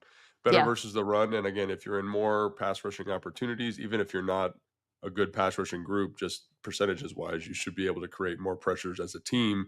And again, they have 2 of the best blitzing linebackers in the NFL, and Joe Witt Jr. knows how to use them. So again, if they're better on first and second down and they're in more third and long situations, which again, they had a really tough time last year on first and second down stopping the run. If they're better in that area, and from a personnel standpoint, they should be, do you see a world where they're a little bit more efficient defensively? Yeah, I guess to go back to kind of like the complementary football aspect of it. Yeah, right. Like if they're, ahead too, like that. Great, right? Crushing it. Yeah, I think the run defense should be improved. And obviously you're in division with Philadelphia, so that's always like job number 1, right? And, I was a big fan of Newton as a prospect, and obviously his developmental curve has been kind of affected by the injuries. I still think he has a higher ceiling than what he has shown. You got some flashes of it, I think, as a pass rusher. I think he could be even. There was a couple plays too down the stretch where I was like, that's the guy I saw at Illinois. So I think if he can hit another level, rushing from the inside, that will help a great deal as well. He's obviously a little undersized as a run defender, but I think that. Yeah, it really is about like complementary football for them. And I think that's what you saw play out a lot last year, frankly. So, there's pressure on the offense to help the defense because the offense has the capability to, be up there again with any in the league. The defense, probably the worst in the division. Depends on how leaky the Giants back end wants to be this year. Yeah, the Giants front is Yeah, their front's Sick, nasty, though. but their back Kinda end scary. is sick in a Scary different good. way. Potentially. Commander, I mean, the Cowboys are the opposite. You know, I mean, they can obviously get after the quarterback, but I don't think that run defense is going to be fixed at all. So it's definitely a lot of pressure on the offense. I'll just put it that way. Yeah, for sure. So you guys did not only the coach rankings, but the GM rankings, and you have a lot of folks, obviously, at the top of that list who have long track records of success. This is only year 2 for Adam Peters. Yeah. So I'll ask the question. I'll sports radio it up for you this way, Mina. Next year, what are the chances that Adam Peters is sniffing around that top 5? I think if the top two picks who I like a lot hit this year and they can find another late round gem, then yeah, you got to consider it. I was just pulling up the depth chart to kind of look at like the decisions that he's made, and but it's not just drafts. Obviously, you got to consider. I mean, last year, what they did with the offensive line, to go back to that, like building it on the relative cheap and fielding a competent unit, I think that he deserves a ton of credit for. And it's a lot of friends of Dan, Quinn, in terms of like some of the free agents. And I think you would need some of those to work out. The Kinlaw one is one that I raised my eyebrows at, but maybe he comes in and balls out, and then you would certainly hold him in high regard that way. Debo trade This year was I the gotta throw Friends of some Adam. ifs. Yeah, Friends of Adam. Yeah, right. Sorry, those are right. Last year was Friends of Dan. This year's Friends of Adam. I think like some of these free agent trade acquisitions, Tunsil and Debo have to really produce, and then if they do, I think then you're like, okay, great. Like this, some really good decisions made. He hasn't really gotten to any extensions yet, so that's not something we're like evaluating with this team. But those are the two players that I'm probably, and then Lattimore as well. I mean, those are big swings. Like he gave up significant draft cap, but then you traded Dotson and got a great return for him, so he deserves credit for that as well. But I would say like the big swings he's taken have to work out. Lattimore, Tunsil, Debo's not really a big swing. Lattimore and Tunsil are the two players I'm looking at this year for me to feel. Does he get any like credit for Jaden Daniels? Nah. I mean, you got to make the right call, man. Yeah, you did gotta make the right call. Right? So But I we're just think- saying a lot of ifs, but here we go. Quarterback, yeah, that's a big deal. I know, but like, And I think on your show you were talking about how like you give credit to what's his name for finding Josh Allen, right? Like, and I know we got a lot to prove here with Jaden Daniels, but he feels like he's got that magic pixie dust on him. So I don't know. He does, and obviously he chose him over. I mean, Drake May's really great too, though. Like I that was my God, watching the guys this year. I was like, geez, you guys were like, holy smokes! The whole top of last year's draft was just so much amazing. better. It's remarkable. I think like in a way that the Jaden discussion ties it all together though, right? Is like if we're going to talk about culture and talent identification and fit and like, okay, if this guy's a 9 talent, how do we make sure that he performs at a 9 and not a 7? And like some of that is the culture stuff and making sure that it's in the right thing. Like I think Drake is well put together and like a great leader and all these things too. But just Jaden has that magic thing that as you're restarting the franchise in the way that they were, it just feels like the absolute perfect fit. And for like, I think everyone could watch Jaden in college and what he did and be like, yeah, that guy's pretty good at football. But to on the personal level, to understand how to get the best out of him from front office to coaching staff, like that I think you do have to give them some level of credit for. I mean, he also, the development of him. I mean, he also just, I liked him. I liked all the top 3. I thought they would all be good. And obviously Caleb had his ups and downs and, but Jay Daniels even exceeded I was like, that's a great 6th overall pick. Makes sense. He was better than I thought in some specific ways that, who we attribute credit to, but like the playmaking in particular, that feels like him. I mean, you guys watched him, I'm sure, a lot in college after the pick, and just generally, he wasn't really a playmaker in college. He was unbelievably cerebral, great arm, so many, just a pure pocket passer, but he didn't make a lot of throws on the run. And like he was a good dual threat quarterback, but he was small, and there was questions about how that would translate I had questions about how that would translate to the NFL. He took a lot of really ugly hits in college. What he did last year as a playmaker in particular wildly exceeded my expectations. And I don't know how much you put that on. Maybe, the front office saw that capability, maybe the coach But I he's just got that dog in him. Like at a certain point, it's just like, okay, that's just something he had in his bag the entire time. I thought it was remarkable. So no credit, huh? That's tough. That's a tough eval, Mina. Congratulations on picking the Heisman Award winner. Yeah. Quarterback who won the national year. But people screw it up all the time, man. People Yeah, screw no, it up it's all the true. time, That's so. true. Sure. It's it worked out for sure. It worked out. By the way, you see the excerpt that just came out from your colleague Seth Wickersham's new book Yeah. on Caleb. Woof. That was. Yeah. You know what though? He's lucky, Caleb, that came out now instead of ahead of the season. Because ahead of the season, everybody would have been killing him. But now everyone's like, points were made. Yeah. Like, I can't do it with Shane Waldron. Yeah, no, we saw that. Thanks so much. It's Pretty probably why he valid. was fired very early in the season. By the way, Bears Commanders rematch on Monday Night Football on ESPN. I think that's week 6. It's the schedule we'll be just there. dropped. Yeah, so it's in Washington? yeah. Okay, cool. We'll be there. Yeah. All right, we'll see you week 6. In the meantime, anything else on like just the general like team building side of it that you think is worth pointing out when you think about how Washington put it all together, and then seeing, I think the other thing too, Mina, is like how they acted in the 2025 offseason, where it's like, okay, we saw one version of what their stated principles look like in kind of a methods way in year one. We're now seeing another year of how they go about their business and what thoughts that spark for you as we wrap up here. I just love that I really like the draft, and I wish I'd spent more time talking about it on my show. Connerly Jr. was a player I just really, really liked. I started watching Oregon early on in the process, and I just couldn't take my eyes off him. I thought he had as high a ceiling as any tackle in this draft, to be honest. And so I thought that was it was a team that came in with such a glaring need at pass rusher, but then took the best players available. And it's hard for me to begrudge them that, especially because I like to go back to the team building point. I like the fact that they were, I know I'm kind of repeating myself now, but both aggressive in free agency and trade, but also, didn't say, okay, we're going to bring in these older guys and that's it. No, we're going to bring in young players at those exact same positions. I just think that's really smart team building because you both hedge in the current, if Tencel or Lattimore get injured again, very possible, you've got a hedge, but you also have a long-term plan. And I think that's just very clever. Mina Kimes, catch her on NFL Live. Of course, the Mina Kimes Show featuring Lenny as well. And Mina, we always appreciate your time. Thanks for joining us again here on Take Command. All right, for more of our conversation with Mina, make sure you check out Take Command wherever you get your podcast. Up next, Clinton Yates on The Hoffman Show.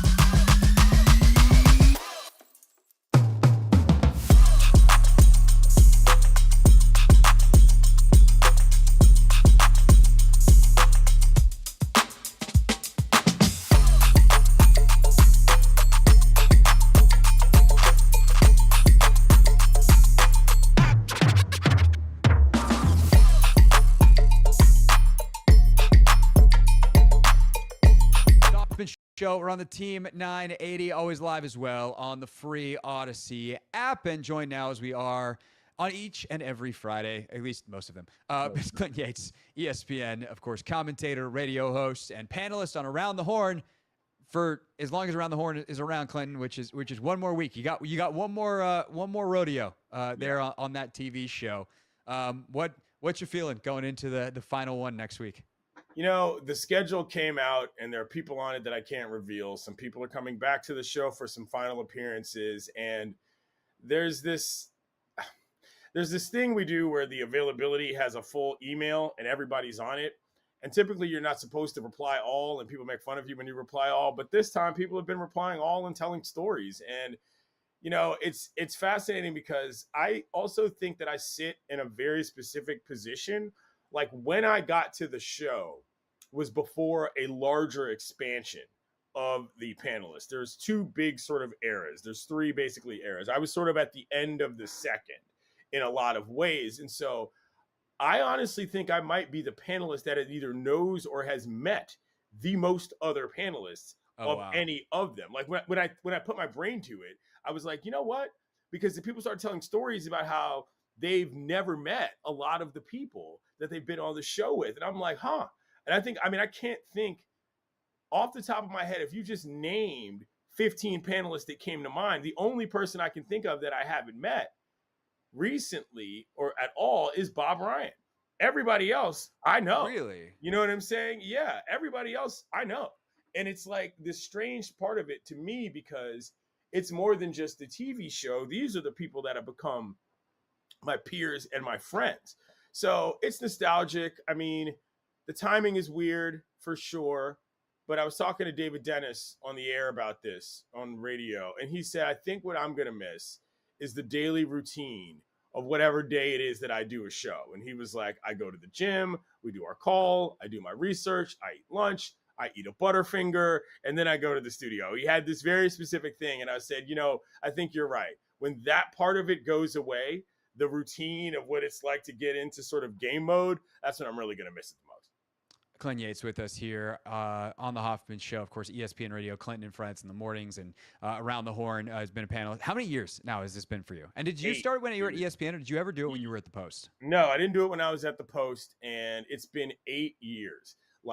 And that is a much longer number than I thought of. I mean, show's been around 20. That also means we've been friends for longer than 8 years. That's which what also I'm saying. feels like we've been friends forever, but like I mean. It is and it's like, dang, that's a long time. Like that's as long as I've done anything. I was at the Post for like 9.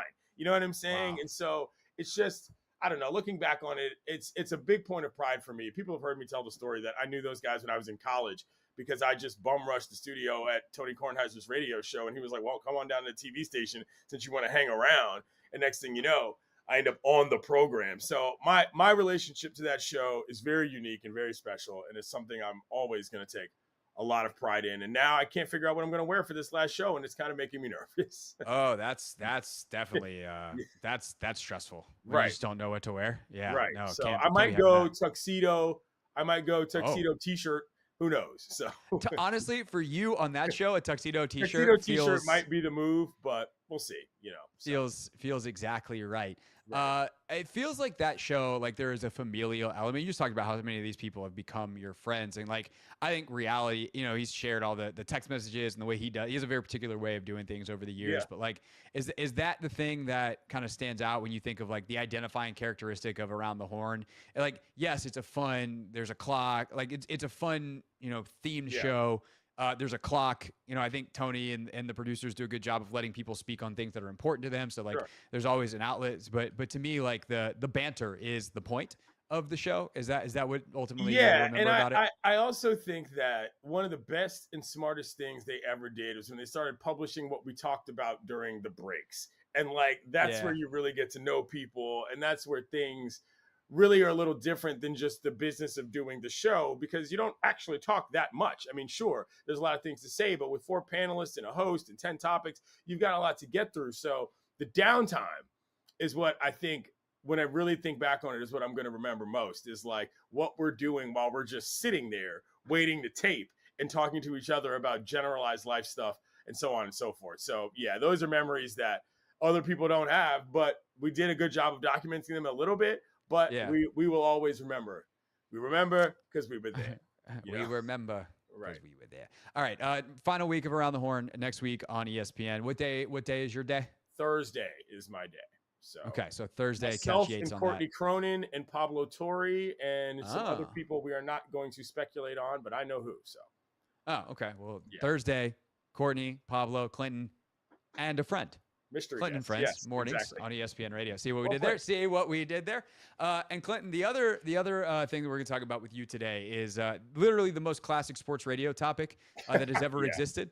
Like, sports radio started to debate whether Pete Rose should be in the Hall of Fame, and now the path is unlocked for Pete Rose to be in the Hall of Fame. New ruling from Rod Manfred earlier this week in Major League Baseball that says any ban that is a lifetime ban ends when the player's life is over. So if you are Shoeless Joe Jackson and banned from baseball, it is not a permanent ban, as in posthumously you cannot get into the Hall of Fame. Your ban ends with your life, and Pete Rose, who passed away within the last year, is now eligible for the Hall of Fame. So, hey, should Pete Rose be in the Hall of Fame? Well, there's a couple things. I mean, first of all, what a cruel interpretation of a lifetime ban. Like, that is such an odd way to sort of say, like, I don't know, that there's a certain element of existentialism there that kind of weirds me out. But Yeah, I think it's worth knowing, though, that this is not going to be the average Hall of Fame situation. I was talking to Buster Olney on the air the other day, and he said, look, there's a special committee that's going to be named, and within that committee, there's going to be a subgroup that votes on whether or not Pete gets in. If you put this, and I believe this earnestly, if you put this to the general voting populace of the BBWAA, I don't think he'd get in. I honestly don't think that there are enough people that are old enough that care enough about his legacy to vote him in. I don't. But if you get a subset of human beings that sort of remembers him, and Charlie Hustle was a part of why they liked baseball, then maybe you've got a chance. But those people are dying off, for lack of a better term, as each successive day goes by. So he still has to get elected into the Hall. That still has to happen. And I just feel that for Cooperstown, there's going to be a very interesting discussion as to, like, well, who do you want to be?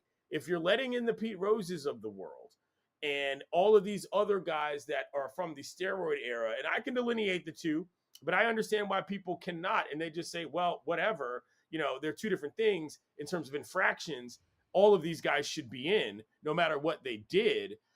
That is a PR stance that I'm not sure, you know, an operation like Cooperstown, who again is separate from Major League Baseball, is really ready to deal with. Like, that could turn into a very kind of political, for lack of a better term, thing very quickly. And so I just think they've got sort of an identity crisis on their hands at this point. If they decide they're going to let one guy in, and then an entire generation of players whom are responsible for why a lot of people actually like the game are not. So it's not an easy one at all. No, it's not. And this gets to the crux of what any Hall of Fame is. Like, are you a museum that showcases the history of the game? All right, if you want to hear the full interview with Clinton, we're going to put it in the podcast feed for more on the Pete Rose stuff. However, Jamila Wideman is ready to join us. So we take a quick break, come back, and in 30 seconds, we got the Mystics general manager live here on the Team 980. The Hoffman Show, we're on the Team 980, always live as well on the...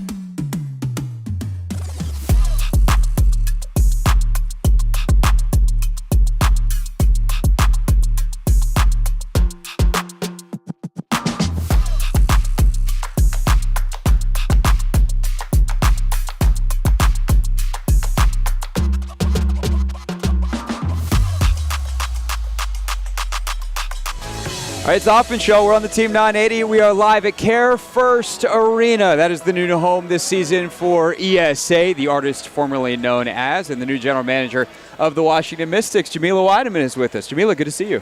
Great to see you. Happy opening day.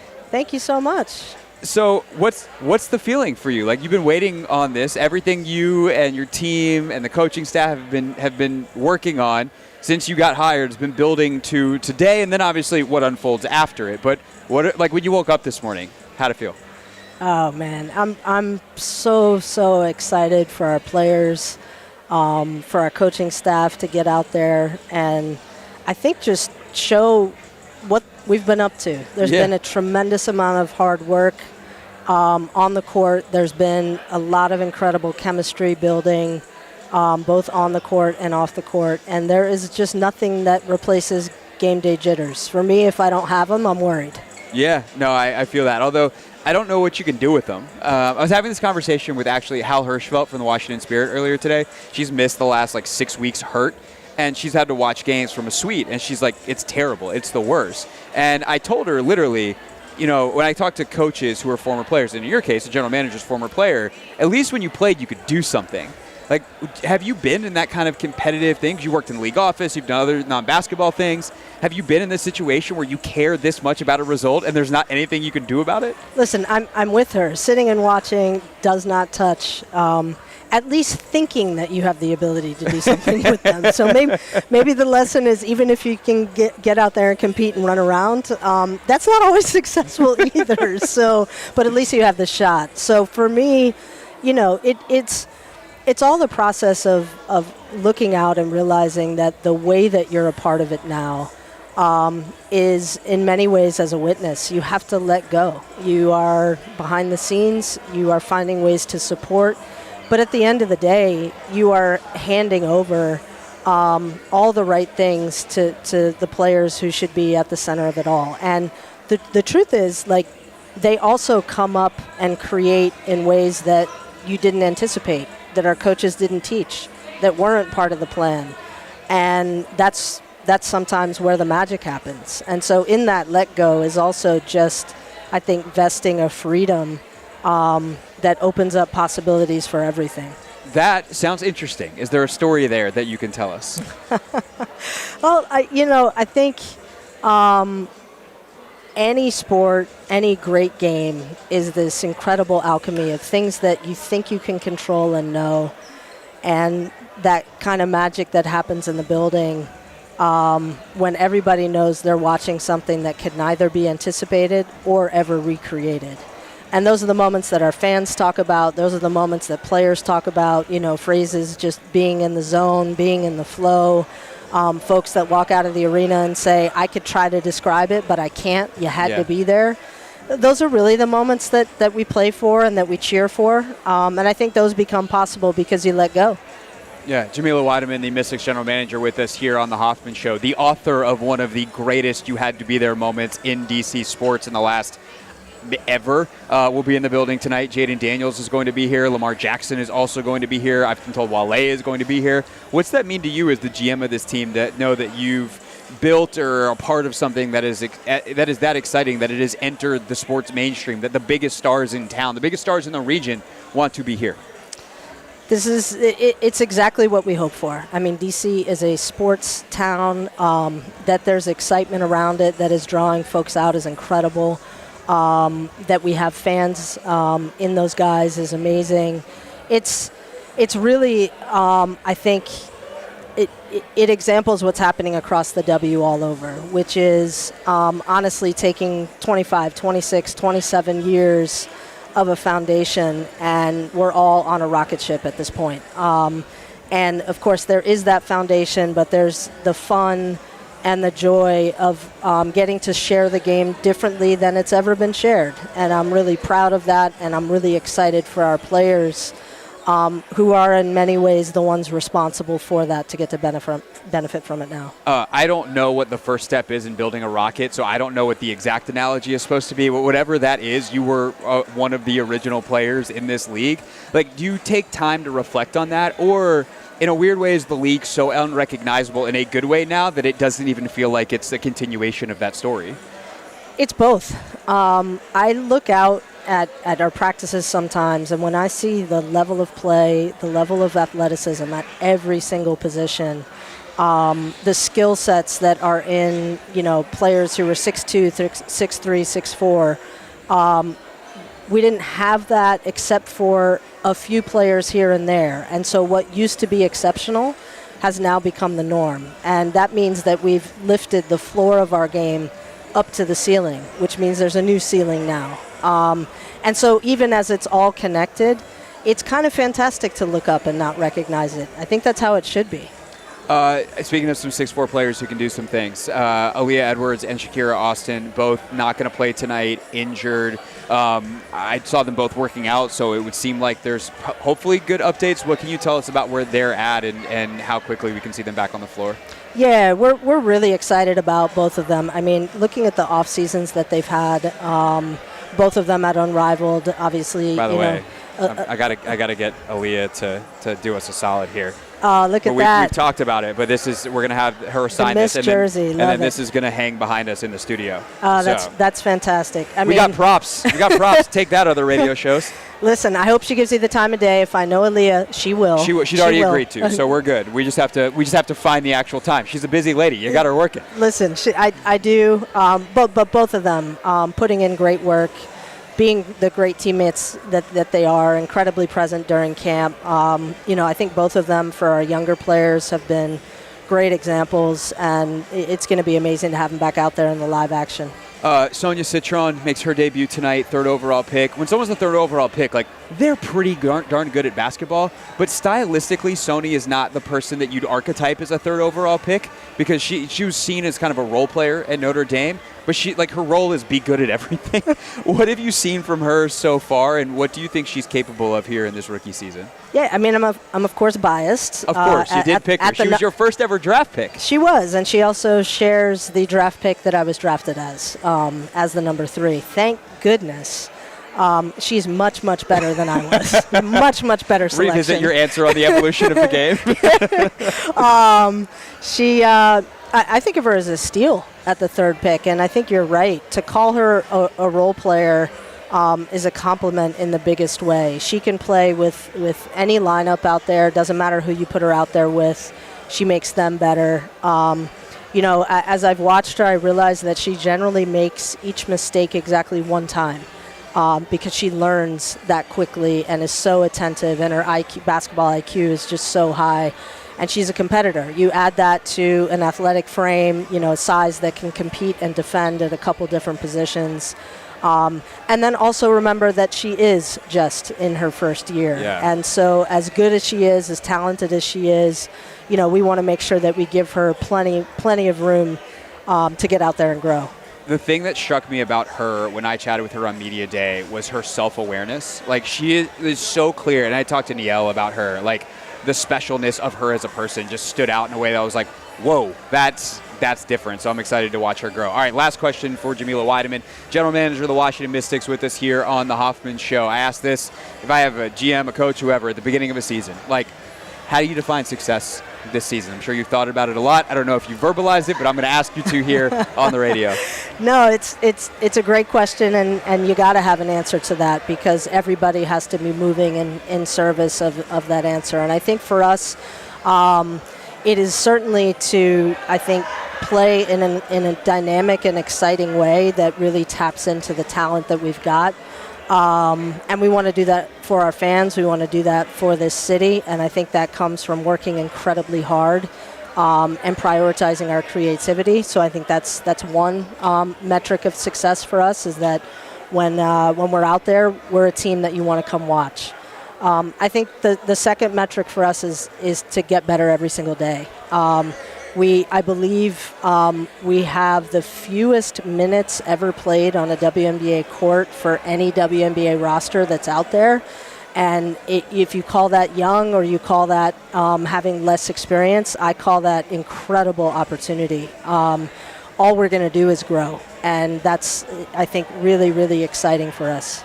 No doubt about it. Can't wait. Starts tonight behind us. 43 minutes on the clock right now. Jamila Wideman, General Manager of the Washington Mystics. When we come back, we're out of show. We're wrapping up next. Anthony, we can skip what's trending, and we'll be back with real things next here on the Team 980.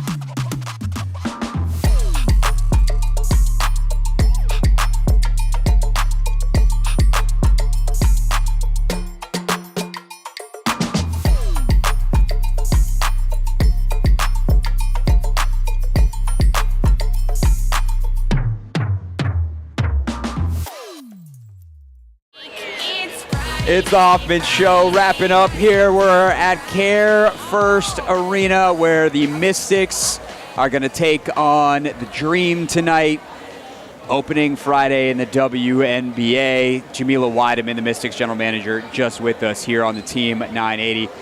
The game not on the station tonight because it's a national TV game. We get the monumental simulcast. So Megan and Christy are on the call as they use the home announcers, which is kind of a cool deal with the W's TV package. But they will be on Ion tonight, and thus we will not have the game on the radio. But we're your home for Mystics basketball all year long. Star-studded affair tonight here, Anthony. Jaden Daniels going to be in the building along with Lamar Jackson. I think they're coming together, which is kind of cool. And then we will also have Wale in the building. There's a bunch of other VIPs. It is the place to be tonight in D.C., ESA, now known as CareFirst Arena. But, Anthony, before we get to that and the video, actually, that Jaden narrated for the Mystics to open up their season, as part of Real Things and the most ridiculous call. Actually, we don't really have time to do anything else. There's a bunch of other good W games this weekend. There's our WNBA season preview. We'll talk about it more on Monday. We'll see how the opening weekend goes, and then we'll do our season preview. That'd be cool if we could do that in real, like for NFL season. Like, now that I've seen everybody, and that's a huge problem. But it's time for Real Things because we got two doozies. Real things. We're not going to suck this year. Real people. 5 and 11, not very good. Said into real microphones. You know, the culture is actually damn good.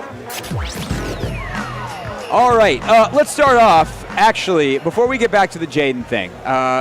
Grant and Danny had one of the most absurd calls in, frankly, radio history today. I believe this is self-explanatory because they had to figure out what was happening. Anthony, let it rip. I'll take an injured Lattimore over anyone we had last year. And I thought he kind of got some... Well, hold on, 1 second.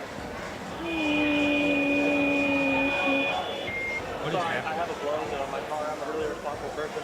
You have a what? A stun gun? What'd you say? A blowing gun in my car.